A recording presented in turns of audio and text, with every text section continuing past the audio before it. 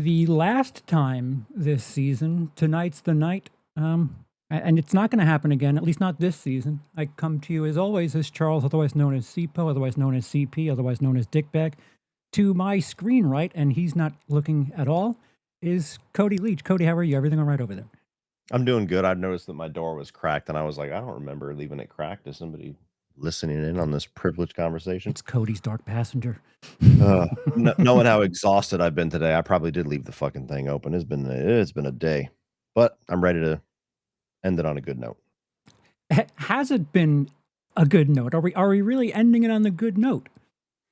Yeah, you're right. I mean, Jonah wasn't the New York Ripper, so fuck the show. Yeah. So now, spoilers in case you somehow are, I don't know, not caught up. Go away and then come back when you're all caught up. Episode 10 was fine. It was, as I said, that's what it needed to be. It needed to be safe-ish, and I felt like it was that. Although, I don't know, depending on parts of the internet that you're on, it was a masterpiece, the best thing ever. I have questions to those people, but Don't ask them. Trust me, take it from me. Don't fucking ask. Yeah, so they landed the plane. There's an asterisk that I have that it's the Sully landing. They landed the plane on water. There's a chance that this plane could sink, but it was a smooth landing, all things considered. It can sink, but I feel like it's an ellipsis. It's a ... more than it's an exclamation point, and it gives them time to figure out what the hell to do. But for the most part, it just kind of repositions us with Dexter as a now thing, so they don't have to clean up after themselves in the beginning of the next season as they did after New Blood. I'm fine with it, but Cody, how did you feel going through that episode? The phrase that I used on my thumbnail and I said in my review a couple times was, "I'm satisfied but underwhelmed." Like, as a whole, I really like the season. Like, we'll talk about the whole season, but if we're just talking about the finale, it did feel incredibly safe and predictable, and that's much better than what we've dealt with the last 2 seasons, so I'll take it. Yeah, They didn't take any big swings. It's just like, "Why the fuck did you do that, you idiots?" There was no moment like that. yeah, But I could have assumed everything that happened in episode 10 when episode 9 closed. There was no real big surprises. There wasn't really anything substantial that happened. We had a big bad. We killed the big bad. See you next year. And it kind of felt like they put themselves in a spot similar to the end of season 5, where it's like, let's just wipe the slate clean so that when season 6 comes around, we can just do whatever. And there's a huge benefit to that. There's also some disappointment with that. By the end of the episode 10, what it seemed like is that their main goal with this whole season is just to dig ourselves out of the hole that was New Blood and reset the stage in a point where hopefully we gain back a lot of fans, and then we can figure out what the fuck we want to do from here. And they did that. yeah, We basically just have the status quo is reset now. Dexter is re-embraced who he is for the 4th or 5th time, and he's gonna kill more serial killers, but now it's in New York, or maybe across the globe for all we mm, know, but at least, as of now, it's like, he ends the season on a phrase that says, like, "I'm exactly who I need to be, I'm exactly who you want to be," which is like a who, fourth wall, like, wink thing. yeah, It's who like, you "I'm back, want me to baby." be. I think he said Yeah. what you want me to be. So he's Exactly, which is very, very meta, like, "I'm back, baby, I'm the Dexter that you guys said you wanted and were pissed that I wasn't for the last couple seasons," and cool. The fact that we have a season that we're mostly happy with, some of us extremely happy with, and to the point where we're actually having debates, no matter how ridiculous I might think the debate is, we're actually having debates online as like, is Resurrection better than season 4?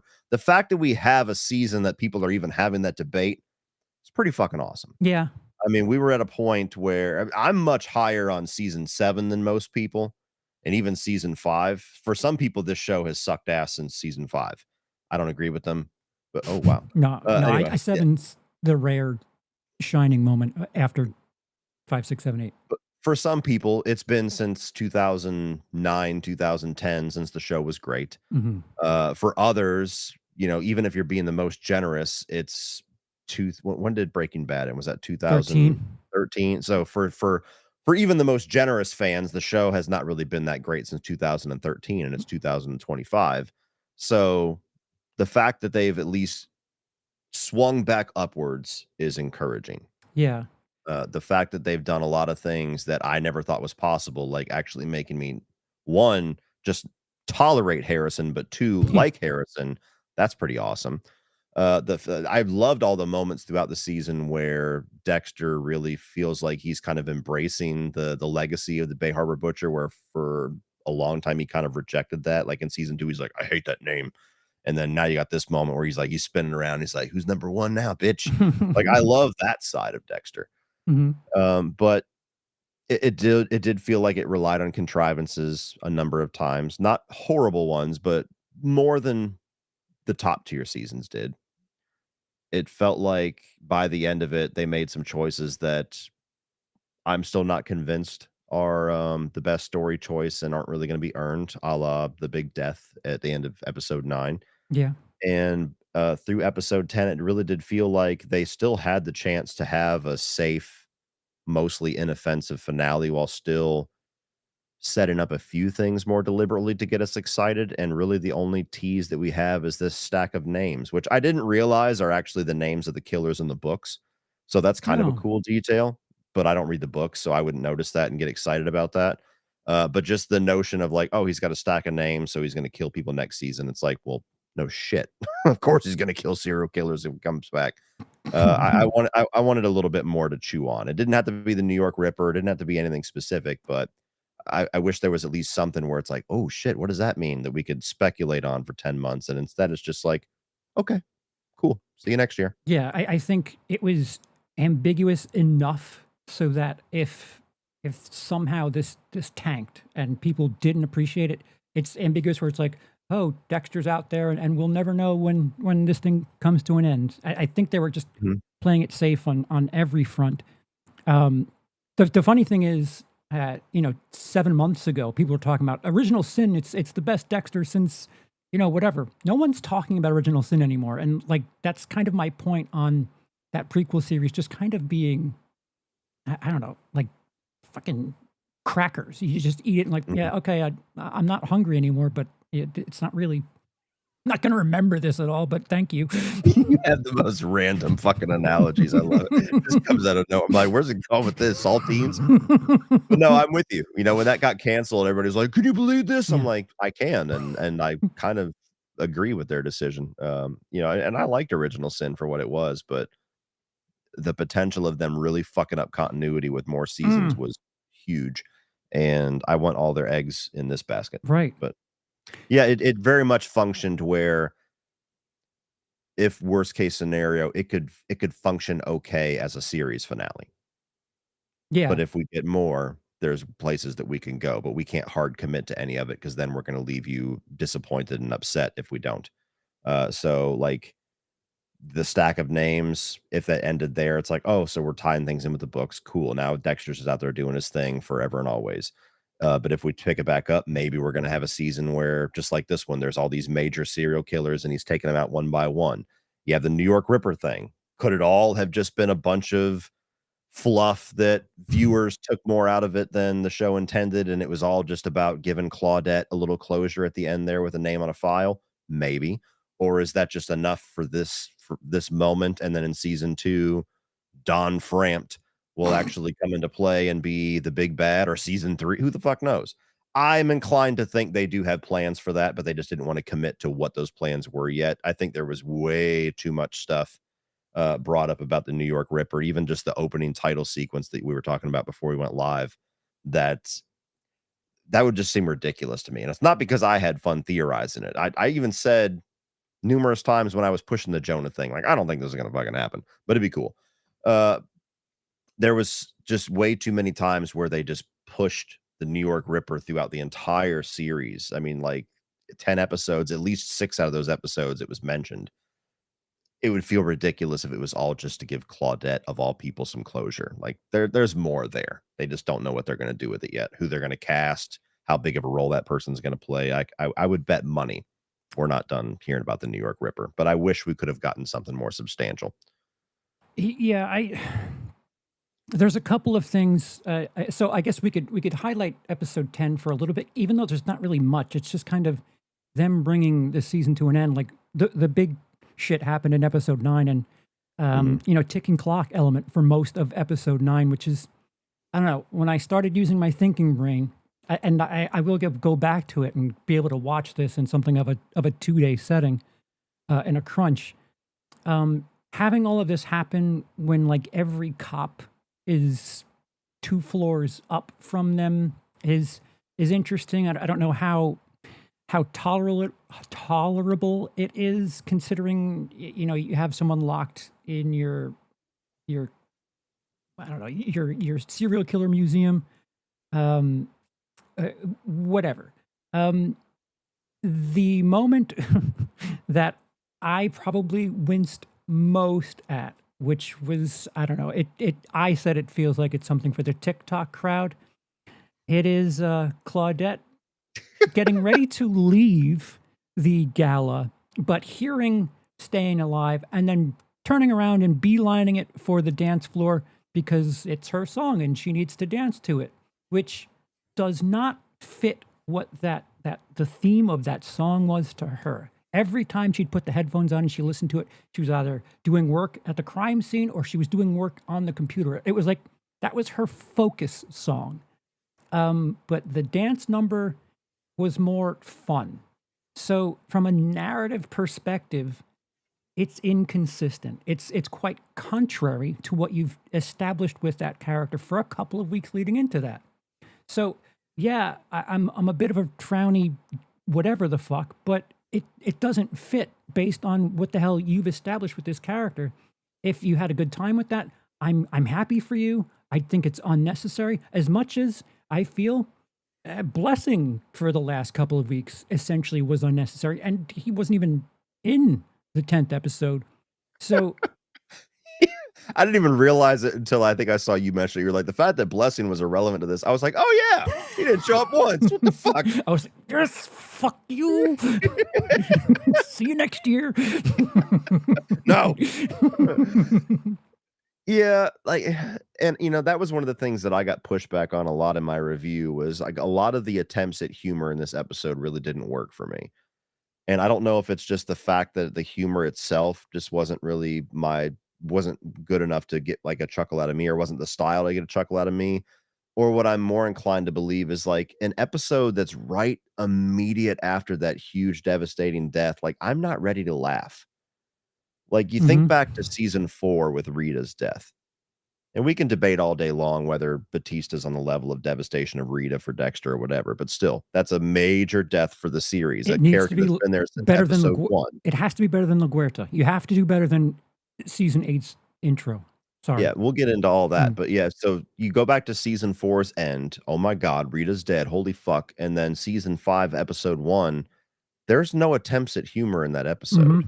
aside from arguably maybe Dexter sitting there with the Mickey Mouse hat when he tells them, "I'm sorry for your loss," but that's like a darkly humorous moment where it's not humor on its surface, but it's like there's something awkward about it that makes Yeah. it funny. It wasn't the Morgans, it was Masuka who was like, "I always thought of her naked in Well, whatever and that's way." Masuka's Like, yeah, character, but that's even yeah, you take it away from the Morgans and you have the dark humor there yeah, in other and characters. I think they knew, like, we're not trying to laugh in this hour, Right. and the fact that they had, like, 3 different attempts at humor in this finale with, like, Charlie's name being Charlie Brown, I'm like, "Okay, cute."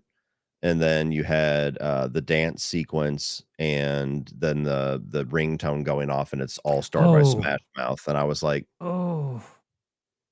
that felt more like obligatory because we have to have all these needle drops in Mm.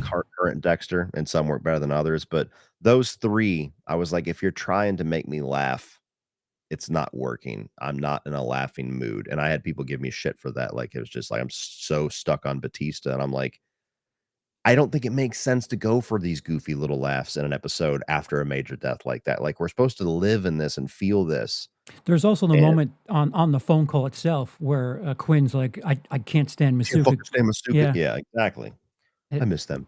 Yeah, it wasn't like the dance was the only one that was bordering on, like, cringe to me, where it's like, "No." But the other ones even was just like, I'm just not ready to laugh, man. But yeah, the dance thing, like, I understand why people like it because it's like a total twist on her character, and it's like, "Oh my god, she finally cut loose and had fun after 9.5 episodes." But Mhm. like you, it was just really awkward. Like, I've been very up and down on the character of Wallace as it is. I didn't like her at all the first 3 or 4 episodes, and then the less that we saw her doing the Boondock Saints thing, I was like, "Okay, I can at least tolerate her now." The dance thing was weird where it just felt like almost like Manchurian Candidate. It's like she was just, like, activated and then had to go fucking do this, and then even her dance partner, who's been, like, a useless dweeb the entire season, he's sitting there, like, next to her doing this, and I'm like, "I don't no, I don't care about this. Yeah. Move on." Yeah, the It like almost would have been funnier if somebody used that which they wouldn't have had knowledge for this, so they didn't set this up at all. If somebody used that song as, like, a tip off for her, like, there's something going on in this fucking building. ooh, a narrative way to incorporate that song. Wow, what a Yeah, way to think of it. yeah, Jesus. Yeah, yeah, yeah, have it be something like, "Oh, wait a minute." Uh, yeah, like, if Harrison knew that she always played that song or something like that, and he fucking, like, switched the ooh, DJ on yeah? to get out of the building and I don't know why get Harrison her would wheels know turning. that, but yeah, something to, Yeah, like, they didn't to set it up, yeah. but add one scene, Mhm. fucking episode 4 where he finds that out or something, like, again, something there to make that where, like, okay, you can have your goofy moment, but also there's a purpose for it aside from just, like you said, TikToks. Yeah, it's just weird, like, I don't know, or even you could have had a thing where Oliva requests the song and, like, Mhm. it's not I To don't get know. her to Yeah, stay. he drags her out there, like, it's not like this like you said, the Manchurian Candidate, like, "Oh, activated." That's not what she was doing for the whole season. Yeah. It was very, like, autism coded, and that finale wasn't. So I don't know, just consistency, and as much as, we'll get called grouchy or whatever, like, "Do you even like anything?" And it's like, "Yeah, but, that scene essentially didn't really matter." And that's why we're like, And fine." aside from that, like, it's because we like it so much that we're so picky about certain things, like contrived writing or logic issues or whatever, because we've seen the show not have to have that to operate at a high level. Mhm, We were there when it was at the top, and that created the expectation for us. It's not like we're a hater coming in like, "Fuck this show that everybody says is great, it ain't shit." No, we're super fans that know what this show can be like when it's operating at full fucking cylinder, and we're longing for that again, knowing it's probably not ever gonna get that way, but as mhm. close as we get, we're like, "Ugh, these little things would get you there." Yeah, the And, like, even, the number of things that more and more hit me after I saw the episode. They weren't necessarily standing out to me as much when I watched it, a few were, but even little things like Dexter getting away on Prater's boat, and it's like, wouldn't that ping GPS? Wouldn't they be looking for that? Like, I don't know if that really works. Or even the element you might have brought this up, but, like, the element where he's got this hood that shields him from surveillance that he never uses in the entire finale despite wanting to get out of there scot-free. There's the whole thing with, the Batista's cell phone just being left in the room. That was the big one for me, where, like, they just left his shit in there despite knowing there's a chance that he's not gonna go for this deal, and we're gonna have to lock him in this fucking vault, but they just leave it in there, and, like, to me, that was, like, one of the most contrived things I've seen all season where it's like, "How do I get out of here? Oh, thank God you left a supercomputer in here with me." and again, Uma Thurman's character, Charley, was by the book, fucking ex-army ops or whatever the fuck, and all of a sudden she's sloppy. Sorry, that Mhm. that doesn't fit. I don't know what it is about these seasons. You brought up the hood thing, the camera shy hoodie thing, whatever the fuck it is. I remember thinking that they established that it's a way to get around, CCTV, and he has that hood but doesn't wear it. It reminds me of a mistake, I don't know, something, an an omission that they did in New Blood, where Angela's house, she has like a ring cam, and that's how she knew her daughter was home. That was like in the first episode. And I remember when I rewatched it, I was like, so she would know who dropped off the fucking plates from what's his face's leg if she just checked Mhm. her goddamn ring cam. That's a crazy omission. And they did it Yeah. again. They did it again in a finale again, where listen, it's not quite as awful as New Blood ended up being, but like Oh, what nowhere near. why why don't you have people like comparing notes like, hey, we did this and now this, or just don't have him wear that hood. Like just don't have him wear the hood. Why make it eh, it's very frustrating. Someone brought up that Dexter's prints have to be all over that museum, which It yeah, showed him wiping them off to kinda clear that, but, you know. yeah. Here's one that I wasn't sure of, and I've seen people, like, be adamant that this was an intention on Dexter, and I don't think there's any narrative there's any, like, proof of that in the actual scene. It's just, like, your take on it, which is fine. I thought it was very odd that he's gathering these files like, "I want these," and he doesn't take the New York Ripper.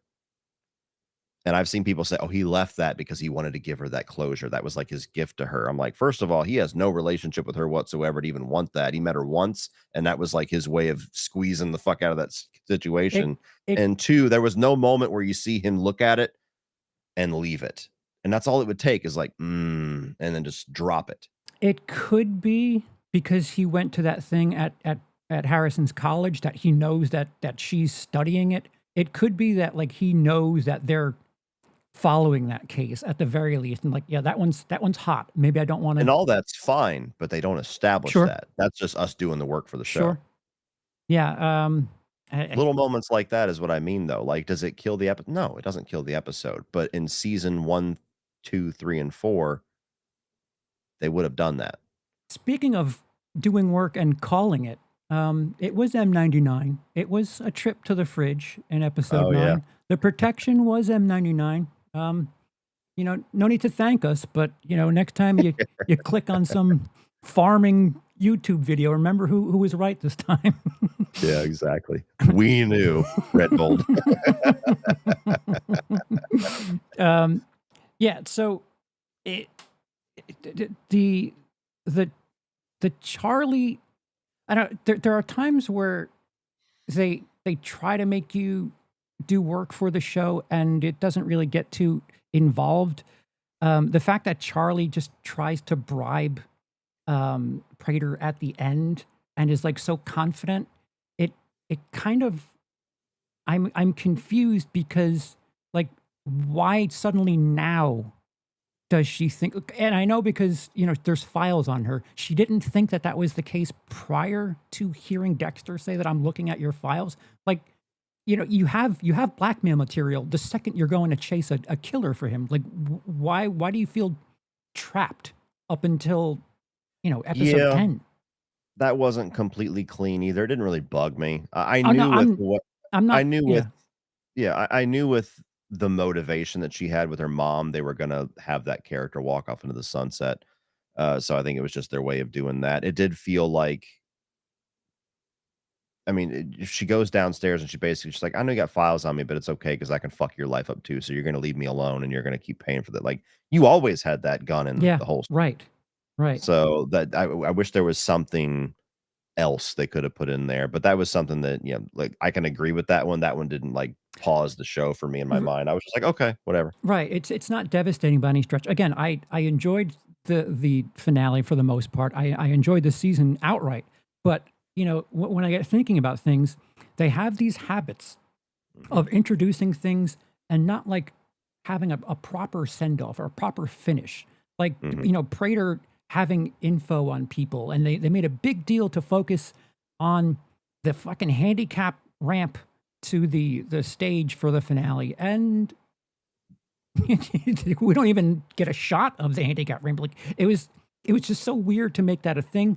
I realized that moment he takes that moment to remind the woman that he's taking care of her children or whatever, but we I know think that that was the already. only point of that, Yeah, yeah. you didn't have to do that. Like the lead into that, I guess. They make weird decisions. Like yeah, Prater's a manipulative shit. Mm, Got that. I don't know. yeah. Well, to switch tone, as far as positives for Mm. the finale, I did really like the James Bond Harrison stuff, where he's kinda having to, like, have the like, do the spy shit where he's, got the little All AirPod I see in is and champagne. yeah, exactly. He's like, "They don't know it's the help," and he's right next to Prater, Yeah. and even the moment when he walks right into the security guy, and he's like, my friend over there smoking weed, go get him." Like, he fucked with that guy so many times. But, yeah, so that was really cool. I enjoyed him re-embracing his son after the vault opened Mhm. and them kind of finally coming full circle from the end of New Blood, where he's like, "I'm glad you didn't kill me. I'm glad to." Yeah, I really loved what they did with him and Harrison this season. I think that was one of the biggest victories is achieving what I think they failed so miserably to do in New Blood. I agree. I got a good laugh out of the scene where he's yet again going down on his girlfriend. Harrison is a very selfless lover, we'll just say that, and her little line about his mouth is full of me, that was funny. Um, I enjoyed I'm curious how you feel about this. In the scene where Prater is wrapped up, the pre-kill scene, I think Michael C. Hall's performance was brilliant. I love the way that he was constantly I mocking know him, where you're going. and he was, like, doing all this kinda stuff and, like, mimic even the way that he does his cadence of his voice, he's, like, just belittling him to death, like, "You're a piece of shit, and I'm gonna make you feel like it." Even down to the point where he's like, "You're not good enough for my blood slide collection, bitch." I loved all of that. I'm not saying it's a character betrayal because it does make sense. I thought that the choice to make Peter Dinklage and Prater go so crybaby in that moment, it was a disappointment for me. I agree. And I thought his performance was a little A little hammy. yeah, yeah. Yeah. For someone Yeah. who has all this money and all this power that used it so, I don't know, snide, like, he was so, like, sharp with the way Yeah. he was, like, fucking with people. Like, for him to totally rotate like that, it's just I don't know. Yeah. Like, it fits, like, okay, he's a guy who obviously for his disability is never gonna be physically intimidating to anybody. Mhm. So he uses his money and his power to get a hold of everybody, and he keeps everybody under his thumb, and that's his power. And when you take that away, he's powerless. Like, I get it. It still felt like too much of a swing, and I didn't enjoy that side of his character as much. Like, I understand it. I'm not saying it's a total betrayal, and if you liked it and it made sense to you, I get it. But to me, he was so cold and calculated and calm the entire series, even in moments where he didn't need to be. I mean, you get like the Gemini killer fucking pulling out a broken glass, like just down And the fairway there and trying dying to on kill his that killer. property, and it didn't become a All thing at all. all Like kinds of shit. And even when he's in that situation where Batista comes out and he just like coldly shoots him and then looks at the door like this, yeah. like he seemed more calculated. And then in that moment, oh, give me money. Like I don't, it was too much for me. Like again, I didn't hate it. And I think Michael C. Hall's side of it saved it for me. Mhm. But I was like those are really great scenes in every single season when you get that moment of like, here it is, baby. I fucking got you after 10 or 12 episodes. And there's always the really interesting conversations, almost always. Mhm. And that one to me was one of my least favorites if I was to talk about just the villain side of things. Michael C. Hall saved it though with the whole just like, okay, he's gonna be a fucking crumbling bitch. Well, I'm just gonna rub fucking salt in the wound by making fun of like, ooh, making fun of his little shtick the entire time. Yeah. Yeah, having Prater on the table is more akin to something like season 3, but, Mhm, Miguel was someone that, like, that relationship turned over a couple of episodes. mhm. So, the thing with Prater was he was kind of, like, friends with Dexter up until episode 9. 9. Yeah. So, like, that turn wasn't really established or, it didn't feel like I don't know, if you rotate and have I don't know, not saying that they would have done this, but have Angel be the episode 10 person on a table, there's way more investment in that. And, their showdown in episode 7 was a bit more pronounced and established than anything with Prater, because Prater was just like a fanboy and they had a connecting moment about whatever Prater, what his affinity with killers is. Um, Mhm. I just they keep I don't know if there's a proper way to do things. I guess the closest comparison I can make to having like the big bad on the table and really not winning is, you know, season 4. Like you feel like Dexter's got everything over, and you know, if you it rewards multiple watches if you watch when Dexter has Trinity on his table and he asks about the train and he says it's already over, and you know, in that moment you're like, oh, Trinity knows he's dying, but he knows that Dexter's family life is over, and Mhm. you know, the real exclamation point on that episode is when Dexter finds Rita.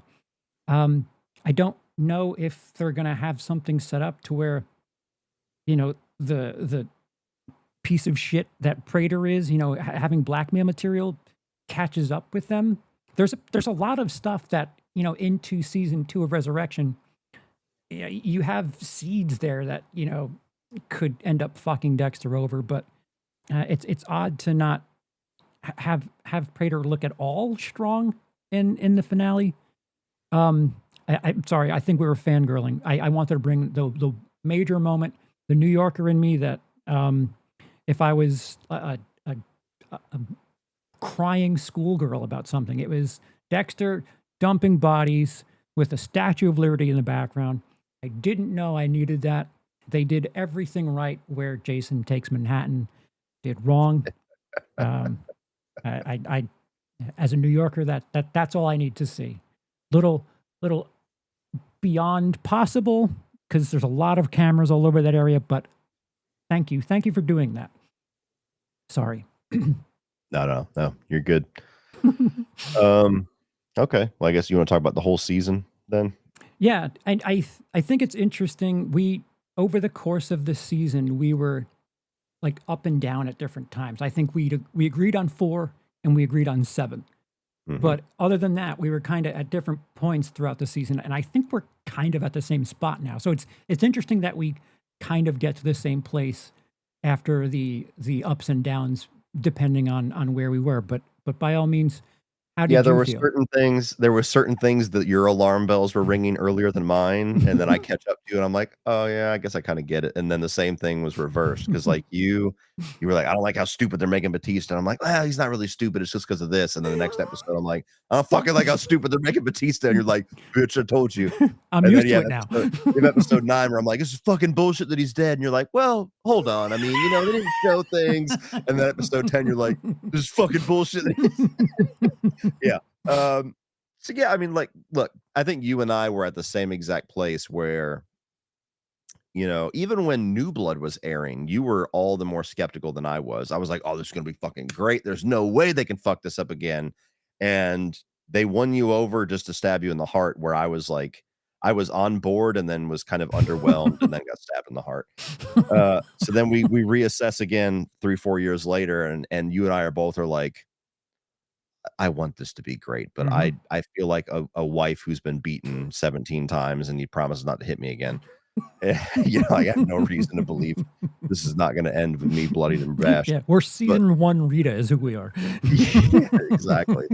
And so we watched episode 1 and 2, and I think right out of the gate, I was a lot happier than you were. I was like, "Oh, wow." I'm like, "I'm totally in," and you were like, "I don't know, like, I like it, but I don't know about this."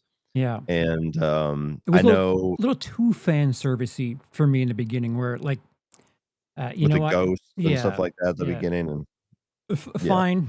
Okay. I'm glad we had 2 episodes to watch at first because if we only had that first one, I'd be like, cool. Now I got to wait 7 days.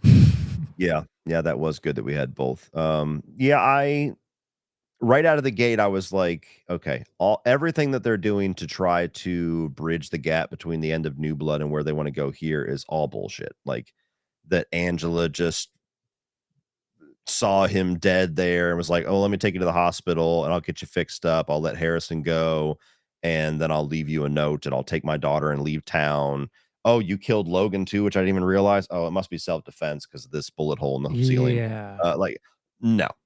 Like, I understand there was probably no way to cleanly get out of that, and they just were just, "Fuck it, this is our best effort. Let's just try to get it out of the way and move on." I think that was my problem with the first episode. Like, whoa, whoa. Mhm. Well, I saw that last season. Can you go back and tell me what the fuck? What are you doing right now? But Yeah, that was the only rough spot for me when we started, was just like, okay, like, I knew you were gonna have difficulty explaining mhm, this. Hopefully, it's so good that I can forgive this and we can move on, and it was. mhm, But, yeah, every explanation they gave, I was like, "Fuck off, no." And then immediately when Batista gets involved, I was like, "Oh, I'm in." Like, when he comes in, you have that situation where they're both talking like 2 friends catching up, but both of them are really, like, yeah, intending something else and reading the other person at the same time. Like, that was the first time we've seen Batista and him have that interaction, so I was, like, on pins and needles, like, "Oh, shit, this is gonna be great." Like, I was already getting, like, fan boners. yeah. The fact that like it was kind of ambiguous. Like, is Batista just happy to see him, or like there's that moment where Dexter says, "Yeah, it's, you can't put a guy Can't. who's dead on death row or something like that." It was like, Mm, ooh, mhm. Batista didn't say that. You did. And it was a slow crawl to that. And I don't think they really established that Batista was on anyone's tail until Yeah, like episode episode 4. 4. Yeah, Yeah. when Harrison's like, when he finds out that his father's alive from Batista or whatever, like, Well, no, Batista doesn't tell him. Batista holds that back, where he's like, oh, "My dad's dead," and he's like, "Oh, yeah, I heard about that," but then, when Dexter puts his hand on his shoulders when he realizes it. But yeah, so I loved all of that, and while in the trailer, I was like, "That seems weird. Why would he do that?" They did make me buy into why Dexter, despite knowing that Batista's in the next room and suspects him, would still get the fuck out of Dodge immediately, because mhm, Harrison killed somebody, mhm. and I thought Harrison's kill scene was done really well, Oh, yeah, where very horror film. Like, it was re and his visions too, they were right out of something trendy and modern. yeah, and so I liked his motivation, where he, saying, just like his dad is like, I have a moment to save somebody here." The fact that he used everything that his dad briefly got a chance to tell him to do all this in the hotel, I thought all that was great. Mhm. And then you have Dexter arrive in New York and starting to do his thing, and finds out about the dark passenger killer, and I loved how what a petty bitch he was Right, about that right. name. There was a lot of good dark humor in this Mhm. season that felt completely absent in New Blood. Yeah, And, I agree with I don't remember enough about season 8 to say whether there was good moments of that, but I don't imagine there was, because nothing was good in season 8. that. But there was great moments like that where, you have the ghost of Harry, and I was so glad that Harry came back too. Like, he's a part of the DNA to me that can't be replaced. When they Mhm. tried to replace him with Deb, it just wasn't the same. So Harry, like, saying, like, "You just wanna take him out because 'cause he's got your name." He's like, "It's my name." I just loved all of that. So that was great. All to the first 4 episodes, I was enjoying it, but I was worried about the eventual big storyline of Yeah, the serial killer club, where I'm like, "That feels like a big reach," and I was waiting to not be bought on that. I And then agree. episode 4 comes, and I was like, "That was the best episode of Dexter in, like, 4 seasons." I agree with everything you said. I think, like, I saw the trailer and I was like, "Ugh," like a mansion full of serial killers, like, what are you doing? Yeah. Don't make Dexter Avengers. Please don't do that.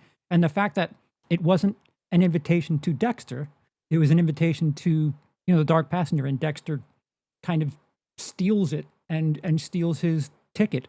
That was enough for me, oddly enough. As hard as I was on the New Blood crossover, I was like, "Yeah, all right, well, let's see how this goes."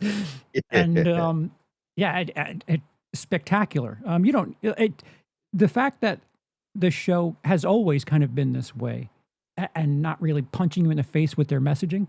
It was their way of doing like an eyes wide shut. Like, you never know what the rich people are doing. They have their own serial killers.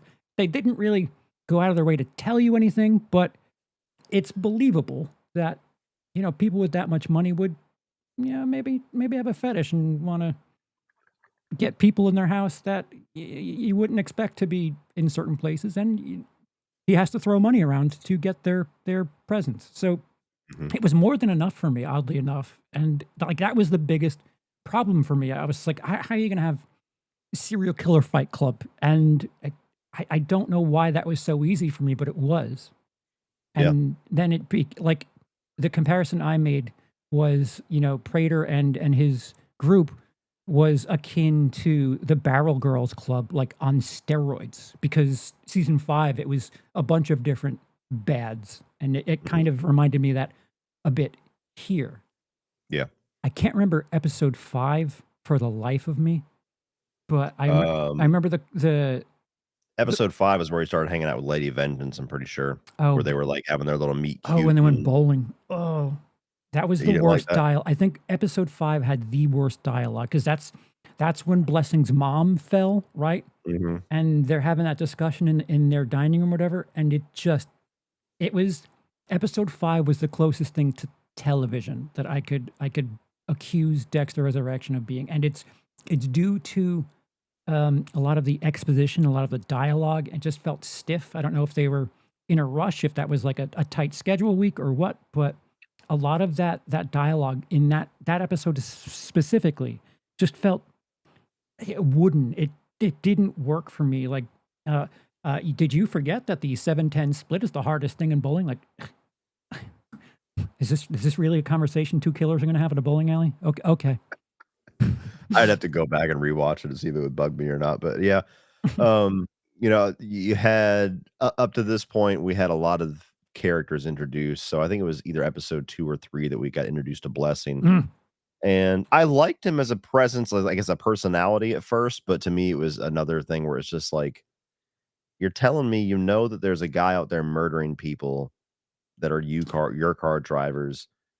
You don't know who it is. You tell this guy everything about yourself, including where your address is. You find out from your brother or your cousin that got attacked by the guy how similar this dude looked, and nobody, like, raises an eyebrow. It just felt so weird to me. mhm. And so that kinda set the tone a little odd with Blessing and them, where it's like, are these gonna be the, like, inhumanly friendly characters to try to balance out the darkness? And that seemed to be the only function they had in the show. I happen to have an apartment down below that's empty if you wanna use it.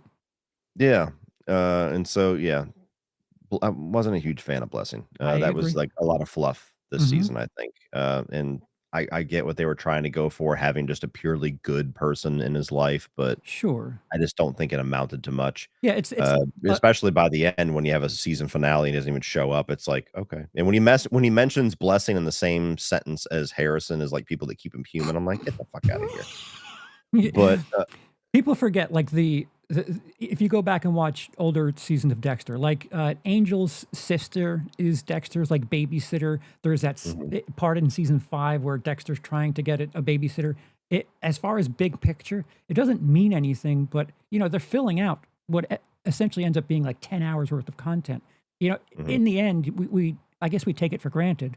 Looking back, like, okay, I understand, like, you needed that to help fill some time, whatever.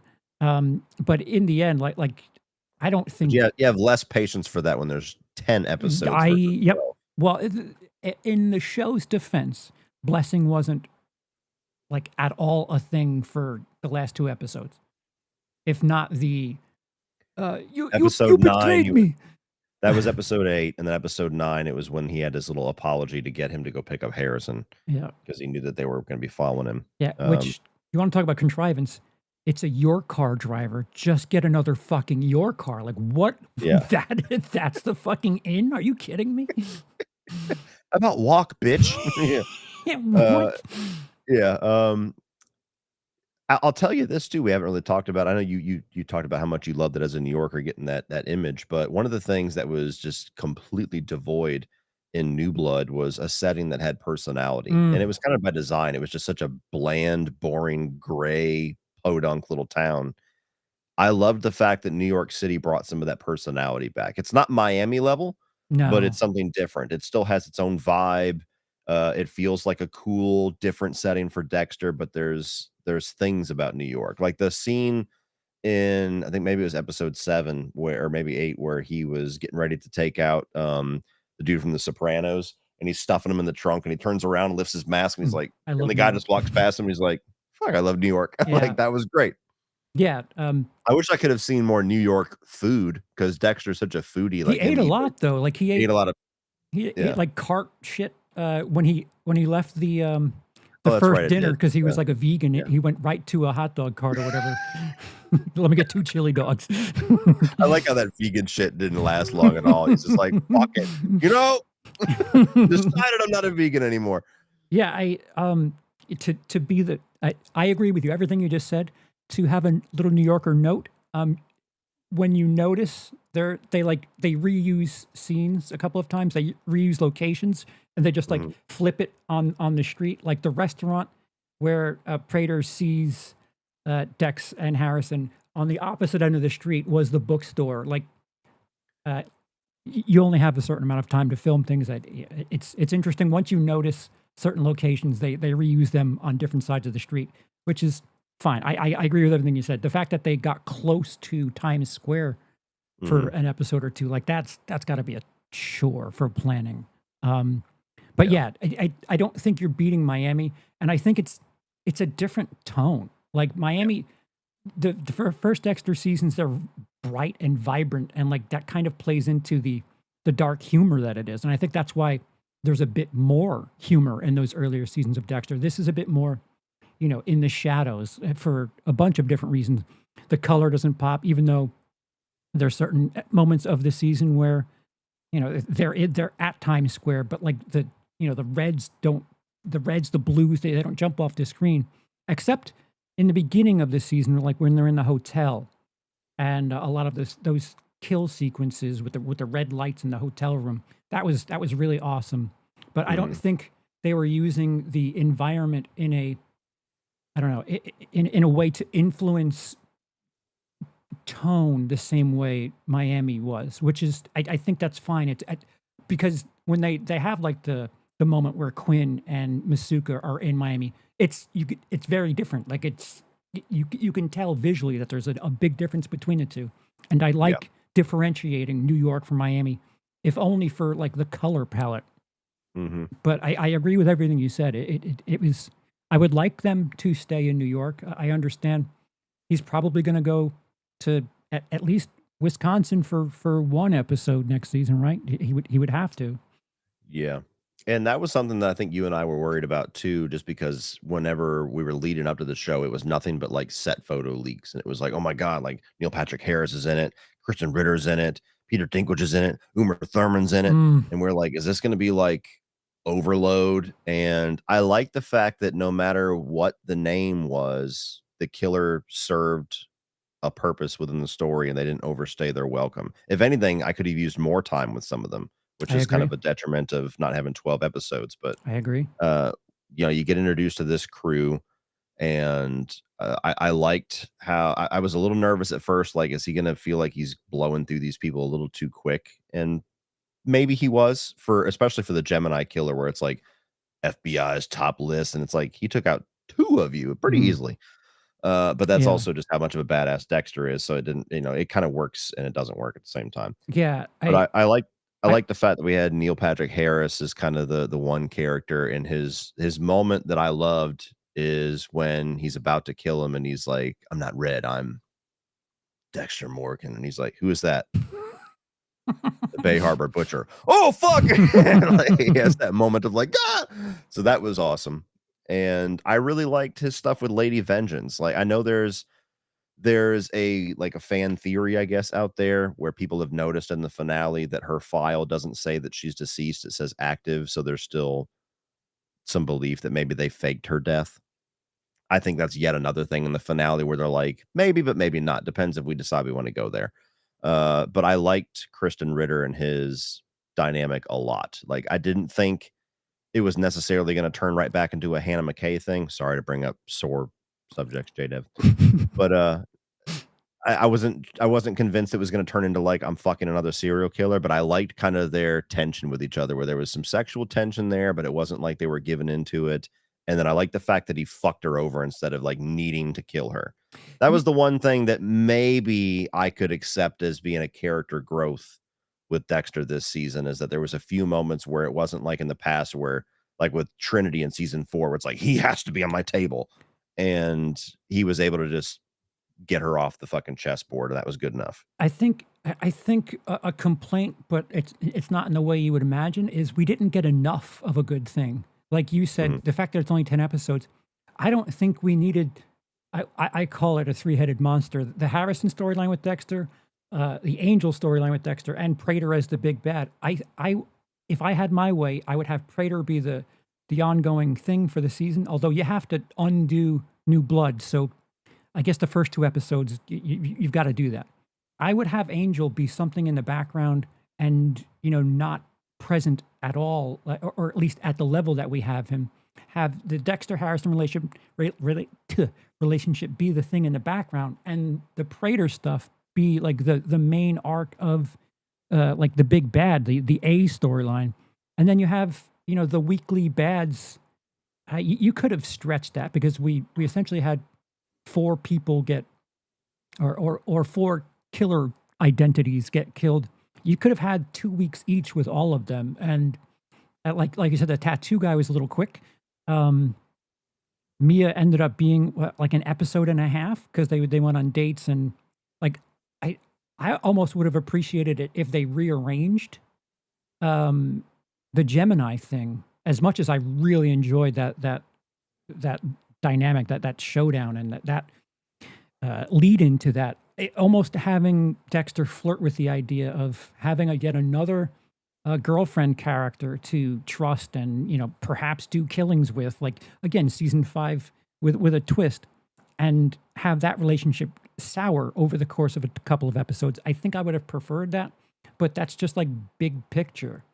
The Al Mhm. thing, I don't know, maybe you punt that because he's kind of punted anyway, but um, it's not a complaint in the way that you know that like makes me hate it. It's just this was really good. Why couldn't we have more of it? And if anything, less of Angel. And that was like my shining star moment. That car ride in episode 7. I thought, Yeah. oh my god, if I had an erection, I was just no. I did have an erection. That's the complicated thing with the Batista storyline is, like, I agree with what you were saying. If I had to choose, like, what storyline gets tapered back in favor of the other ones, do the Batista one, and then we can really ramp that up for season 2 and get much more out of it. Hmm. Because for as much as some people that I've had interactions with felt like we just got so much of this with Batista this season that we needed to just he's gotta die, that we can't do this for 2 seasons, like, he really only got a collective of what, like 40 minutes across the entire season because he was just barely there for the first 2/3. It wasn't really until episode 7 where that became the forefront thing, where he's talking to Blessing and he's directly fucking with Dexter and he shows up at his apartment and Yeah. they have that car ride. Like, it was episode 7 of 10 Hmm. before that really got promoted to, oh, this is really happening now. Hmm. And then episode 8, he almost catches him, and then 9, he fucking dies. Like, it was so quick. Yeah. It was so quick, and it's puzzling to me because, like, I've really been perplexed at the number of Dexter fans who don't understand at all why me or anybody else are unsure about the Batista thing or don't really fully accept it or whatever. That we're like, where else could it go? There's a lot of places it could go. Yeah. We still talk about how Dokes feels like he was shortchanged, even though that season was great. Why does that not apply to Batista? And if you had something happen where he's been discredited, he's lost his badge, nobody believes him, and now he realizes that he's got nobody on his side, you could easily just take him back and not have him be a big major presence in the last couple of episodes and then go part of the way through season 2 feeling like everything's good, and then all of a sudden Batista shows up out of nowhere, almost like this is this is not a good storyline, but almost like when Hannah McKay showed back up out of nowhere in the middle of season 8, Oh, where it's like, "Oh, fuck," you know what I mean? Like, do it in a better way, but have it like that where all of a sudden it's like, "You forget about me?" well, that's And that's my issue with Angel right now because it feels like they're not learning from the Maria shit because the yeah, Maria thing ended up being nothing by yeah, a season 8. bench. Yeah, like what what these characters are a big deal. Like what the fuck? I don't know. You better learn from the Maria thing. You have a Yeah. couple of months to write for it, but like Angel needs to be more than just this season's, rest in peace so long. Like it needs to have reverberations in some way. Yeah, and It's the not fact called that Angel, Cody. The show is not called Angel. dude, Sorry. I don't get it. It's really something where I'm just gonna have to agree to disagree with a lot of people. Like I'm very confused at how so many people were in unison at the end of New Blood, going, "Why the fuck did you tease me with Batista confronting Dexter and then not pay it off?" And then within like the third appearance he had this season, they're like, "Fuck him, off with his head, Yeah. done with him, bye. He never meant anything. He's a stupid cop anyway." And I'm like, "What the fuck is this pivot?" I mean, just imagine something like, again, you don't have to pay it off this season. That's Hmm. what I don't understand what the rush was. You have all the way up to Batista almost catching him in his kill room. Wallace and Oliva completely don't buy into Hmm. it. He loses his fucking shield. He's now lost every single resource that he has. Dexter yet again has outsmarted somebody. He's got nothing left. You You even have him go back to Miami, and then in the middle of season 2, Dexter's in the middle of some crazy ass shit and then walks into a room and Batista, Quinn, and Masuka are standing there. Oh yeah, and if you do that, when you have him go back to Miami, you can have that moment where a lot of us who were like, "Hey, Quinn kind of thought Dexter was a fucking killer for a little bit." You have Quinn confide, or vice Yeah, versa. You have Angel confide in Quinn, and Quinn's like, have "Hey, that in the finale right, where it shows Batista having a fucking drink at his hmm restaurant, and Quinn's like, "Dude, what the hell was up with this shit in New York?" And he's like, "I didn't want to involve you guys in this, and I didn't want to say anything, but like Dexter Morgan's the Bay Harbor Butcher." And then Quinn be hmm like, "I know," or something like that. And then all of a sudden it's like, "Bitch," like that's what I mean. We're just rattling off ideas off the top of our head yeah, of all these places that you could go. yeah." And instead, he's just the what, fourth person that gets this close to Dexter, and then somebody else kills him for him. Yeah, that's the problem. Like, I understand. I don't think either one of us are saying that Dexter isn't a great character. We're not rooting for him. He is. We are. Yeah, But he's the reason we watch. We love him. of course. But you can't be redundant with the way you're presenting these things. There are so many times where there are like difficult situations or difficult decisions that they give us or they give Dexter, and someone else makes the difficult decision or someone else kills the person that Dexter would have to be, doing something that really challenges him. That like they don't think long term. They think here's something that's awesome for right now, but we don't want to do any sort of homework and think about the repercussions. Let's have someone else take that thing out. At least we had the badass moment, and you fans are happy with it.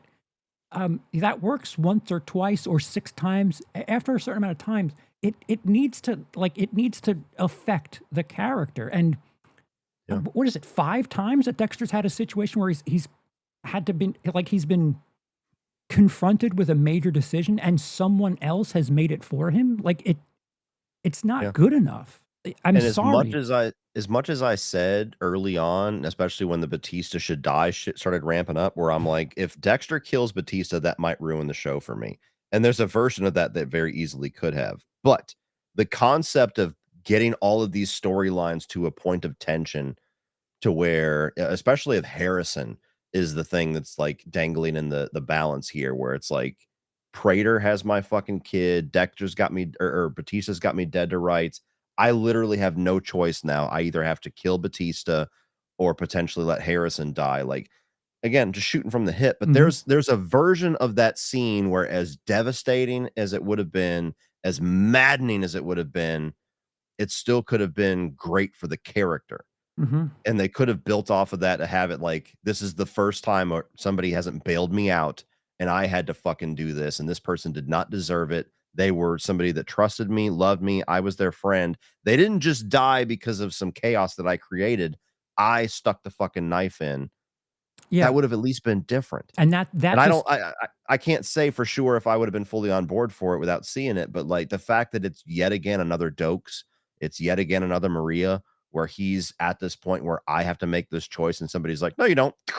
It just well, it's the old. the other thing is you have this big decision, this something that could affect the character. Again, it's long term where Dexter makes a difficult decision and it affects his decision making moving forward. It doesn't have to kill the show. It doesn't have to end the show. It just Mhm. puts a wrinkle. It adds some flavor to the character is all that we're requesting. Like, what's up? YouTubers comment, like Brian Moser, but 100 times worse. Exactly. Yeah. Where in season 1, he put him in a spot where he's not gonna stop. Deb is going to die if you don't take me out first, and you have that scene where he cuts his throat and fucking just, he just wails on the ground, something like that. Yeah. Yes, that's what I'm talking about. Yeah. Yeah, they have not done anything. Season 1, the first time they did anything, it was the only time. Ever since then, it's been, "All right, well, someone else do it." Yeah. It's It very frustrating.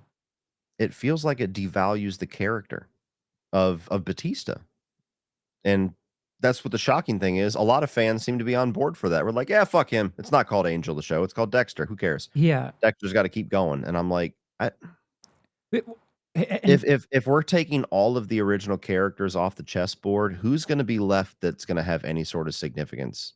And we're not gonna do a Harrison kills Dexter storyline again because everybody fucking hated that. mhm, Granted, it was a terrible execution of it, mhm, but that's where a lot of my frustration and my concern and my fear is looking at the end goal of like, okay, we had 2 shitty endings in a row. It's been very frustrating as a Dexter super fan to say that this is one of my favorite shows, try to recommend it to people, but have the asterisk of like, but it kinda sucks at the end twice.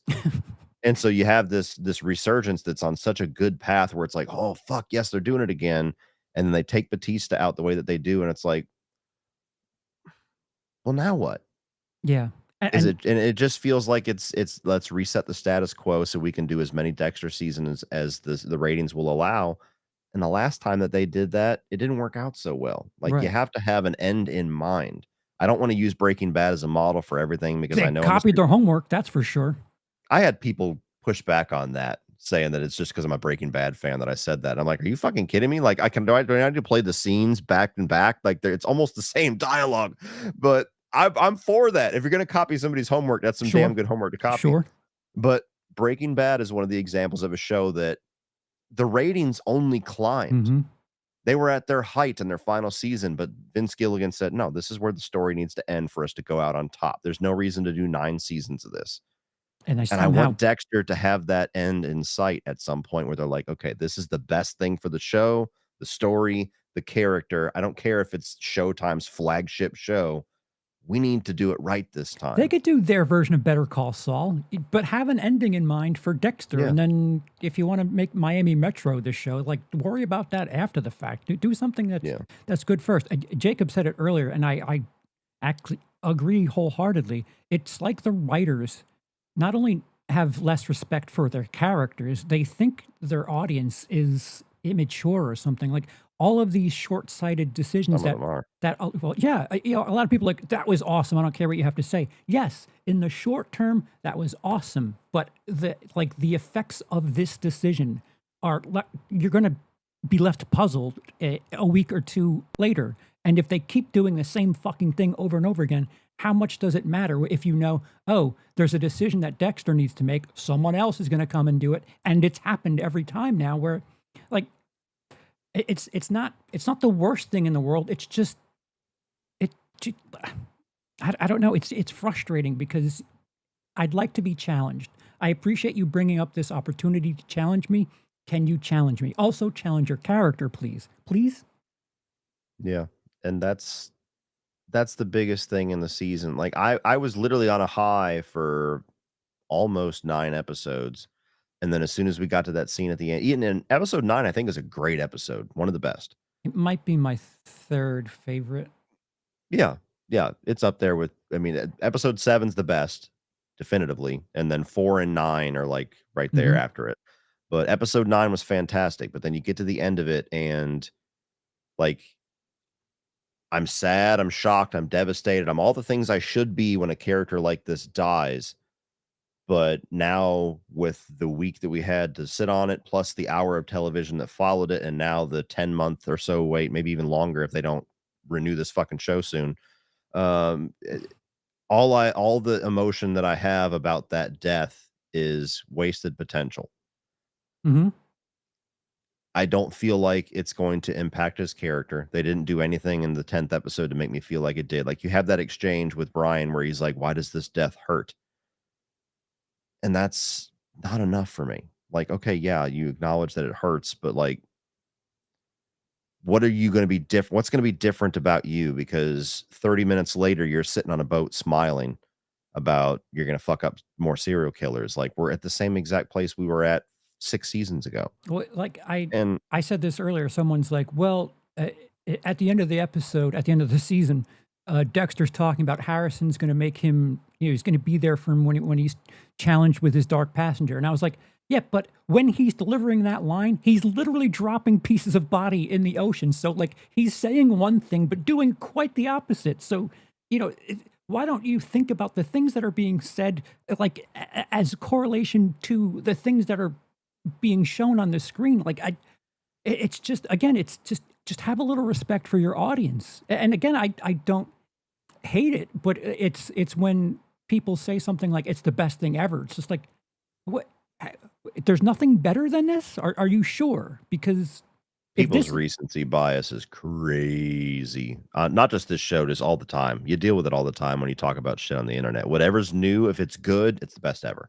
And then there's like a 6-month cool down period, and then suddenly on 7th month, they start to say all the criticisms that you were saying on day 1 it's too and much act like they always said hyperbole. that. Yeah, It it's yes. way too much hyperbole. Like Best peak. season of Dexter Mm. since season 4, I can still get behind that. I'm still very much where, like, there's season 5, season 3 I'm higher on than some people, so I'm still kind of like, like, maybe best in season 5, but best ever, easily clears season 4, like, all these statements I'm seeing, I'm like,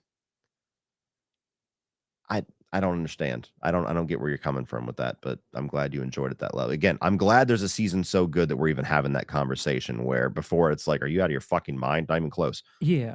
And so I'm there's there's encouraging and exciting things about that. I also just wish that people could contain their emotions a little bit. One, with reacting to people that do have concerns out of the gate, but two, like, okay, you're excited. Awesome. Right. We're all happy, but like simmer the fuck down a little Yeah, bit. like Like the IMDb ratings are being thrown out there, like the highest rated season of all time, and it's like, yeah, how many people were using IMDb ratings in 2010 when season 4 was rolling? Like, letterbox logging wasn't a thing then. mhm. Yeah, I wanted to bring up something that I've talked about a little bit this season, and Jacob brought it up a little bit in the comments. He said, Dexter and Miguel should have conspired to kill LaGuerta in season 3. Dexter should have killed Quinn in season 5. Season 6 should have been Dexter versus Deb. Have Dexter become worse each season. Mm. Are you on board at all for a heel turn for Dexter? Like, not to go back to the Breaking Bad thing, but like have him have a Walter White descent where it's like he gets to a point where, yes, he's our protagonist, but he's now clearly doing more and more evil to where he does have to be stopped? Or do you always want him to be like this anti-hero that's doing Oh, more good than evil? I think I go harder than you do. I want him to be the antagonist. Like I want Yeah. it. Listen, you've already got me on board with a character that I thought I did not want to see another second of. If you can get Yeah. Harrison to be like the soft protagonist moving forward, not not episode 1 of season 2, but if you could have like this slow transition, you have Harrison slowly start because he's going to criminal college.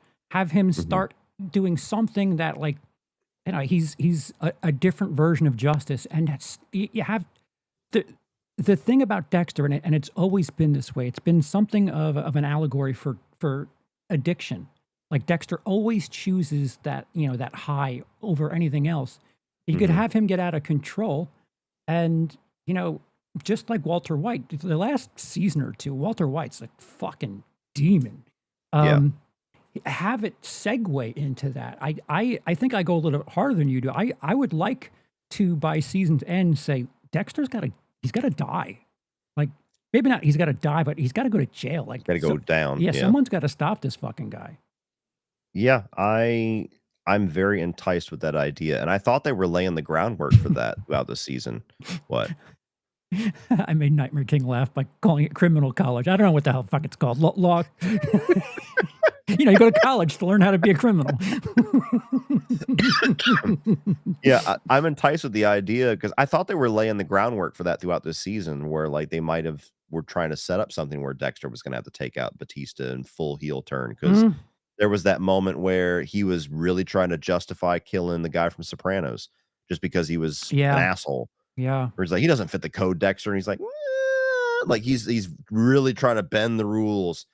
And even there was little sprinkles of it, and even me suggesting that a few times throughout the season, I've gotten pushback where people are like, "No, Dexter's not a villain. He's a good guy. There should be a Dexter in every city." And I'm like, "What show are you watching, people?" We had that on our on the stream last week that Uh-huh. people are hearing us say antagonist and he's not a hero, and they're hearing the word evil. I'm Yeah. not, we haven't said the word evil, but someone can do bad things and still not be evil. He's doing things for the right reasons now. At some point it could be a thing where he slowly becomes evil, where he's doing things for the wrong reasons. But I don't think either of us have been calling Dexter evil. We're just claiming he's not a hero because, I've said he's not a good guy. which isn't evil. That's not, Yeah. those aren't, yeah, yeah. Like, Or he's the bad guy, whatever version of that statement. But yeah, sure.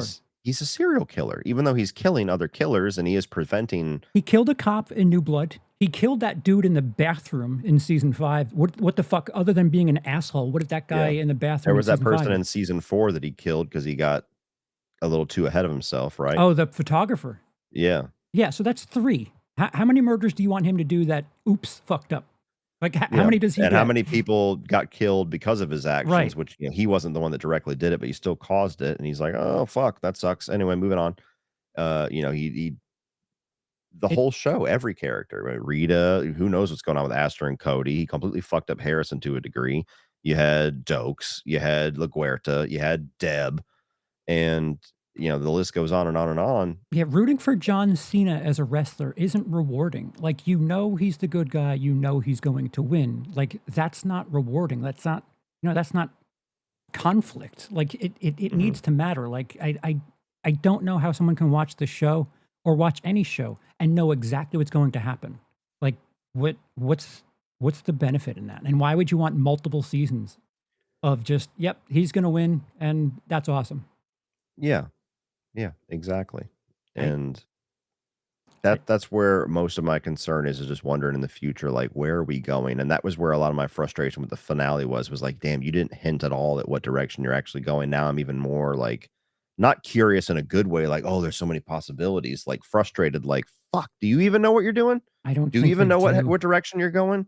I think they try to leave as many loose ends as possible while having it seem vague and ambiguous, because in case this ended up being something where people are like, fuck this shit, they could just walk Mhm. away from it. At least Yeah. now they leave some loose ends that, I don't know, you go to the writer's room and say, all right, now what? Because Yeah. there's a ton of things that, based on that finale alone, you have a lot of loose ends that Yeah. should be enough to get the first couple of episodes going. Yeah, I mean, you got the New York Ripper thing. You have Batista's death, and is Angela Wallace going to, or Angela Wallace, is it a man? Whatever her name is, Claudette. fucking Claudette Wallace. Excuse me. Yeah, I'm I mixing remember the her name. character from New Blood. I'm mixing her name in there. But you have Wallace. Is she going to start pursuing Dexter, the Bay Harbor Butcher, after this, or is she a season 1 character, or one character, one done? You have Harrison looking into being a cop. You have Blessing. Is there anything going on with that? You have There's Dexter with his little stack of files. You have Uma Thurman. I'm sure she's done, but that's one person out there that knows that Dexter Morgan is the Bay Harbor Butcher, who's just in the fucking distance now. there's a possibility where you can you need to do some work, but you can have Angela come back because, we're even, but you went and killed the guy that I fucking called. Like, Yeah. you've got to make it work for me. But there's a way where you can bring Angela back. Like, all right, you know what? I let you go, but you you killed a fucking cop. Yeah. At the very least, there's places you can go.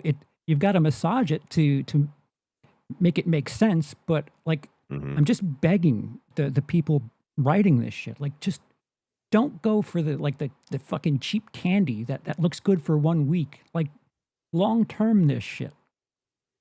I don't know.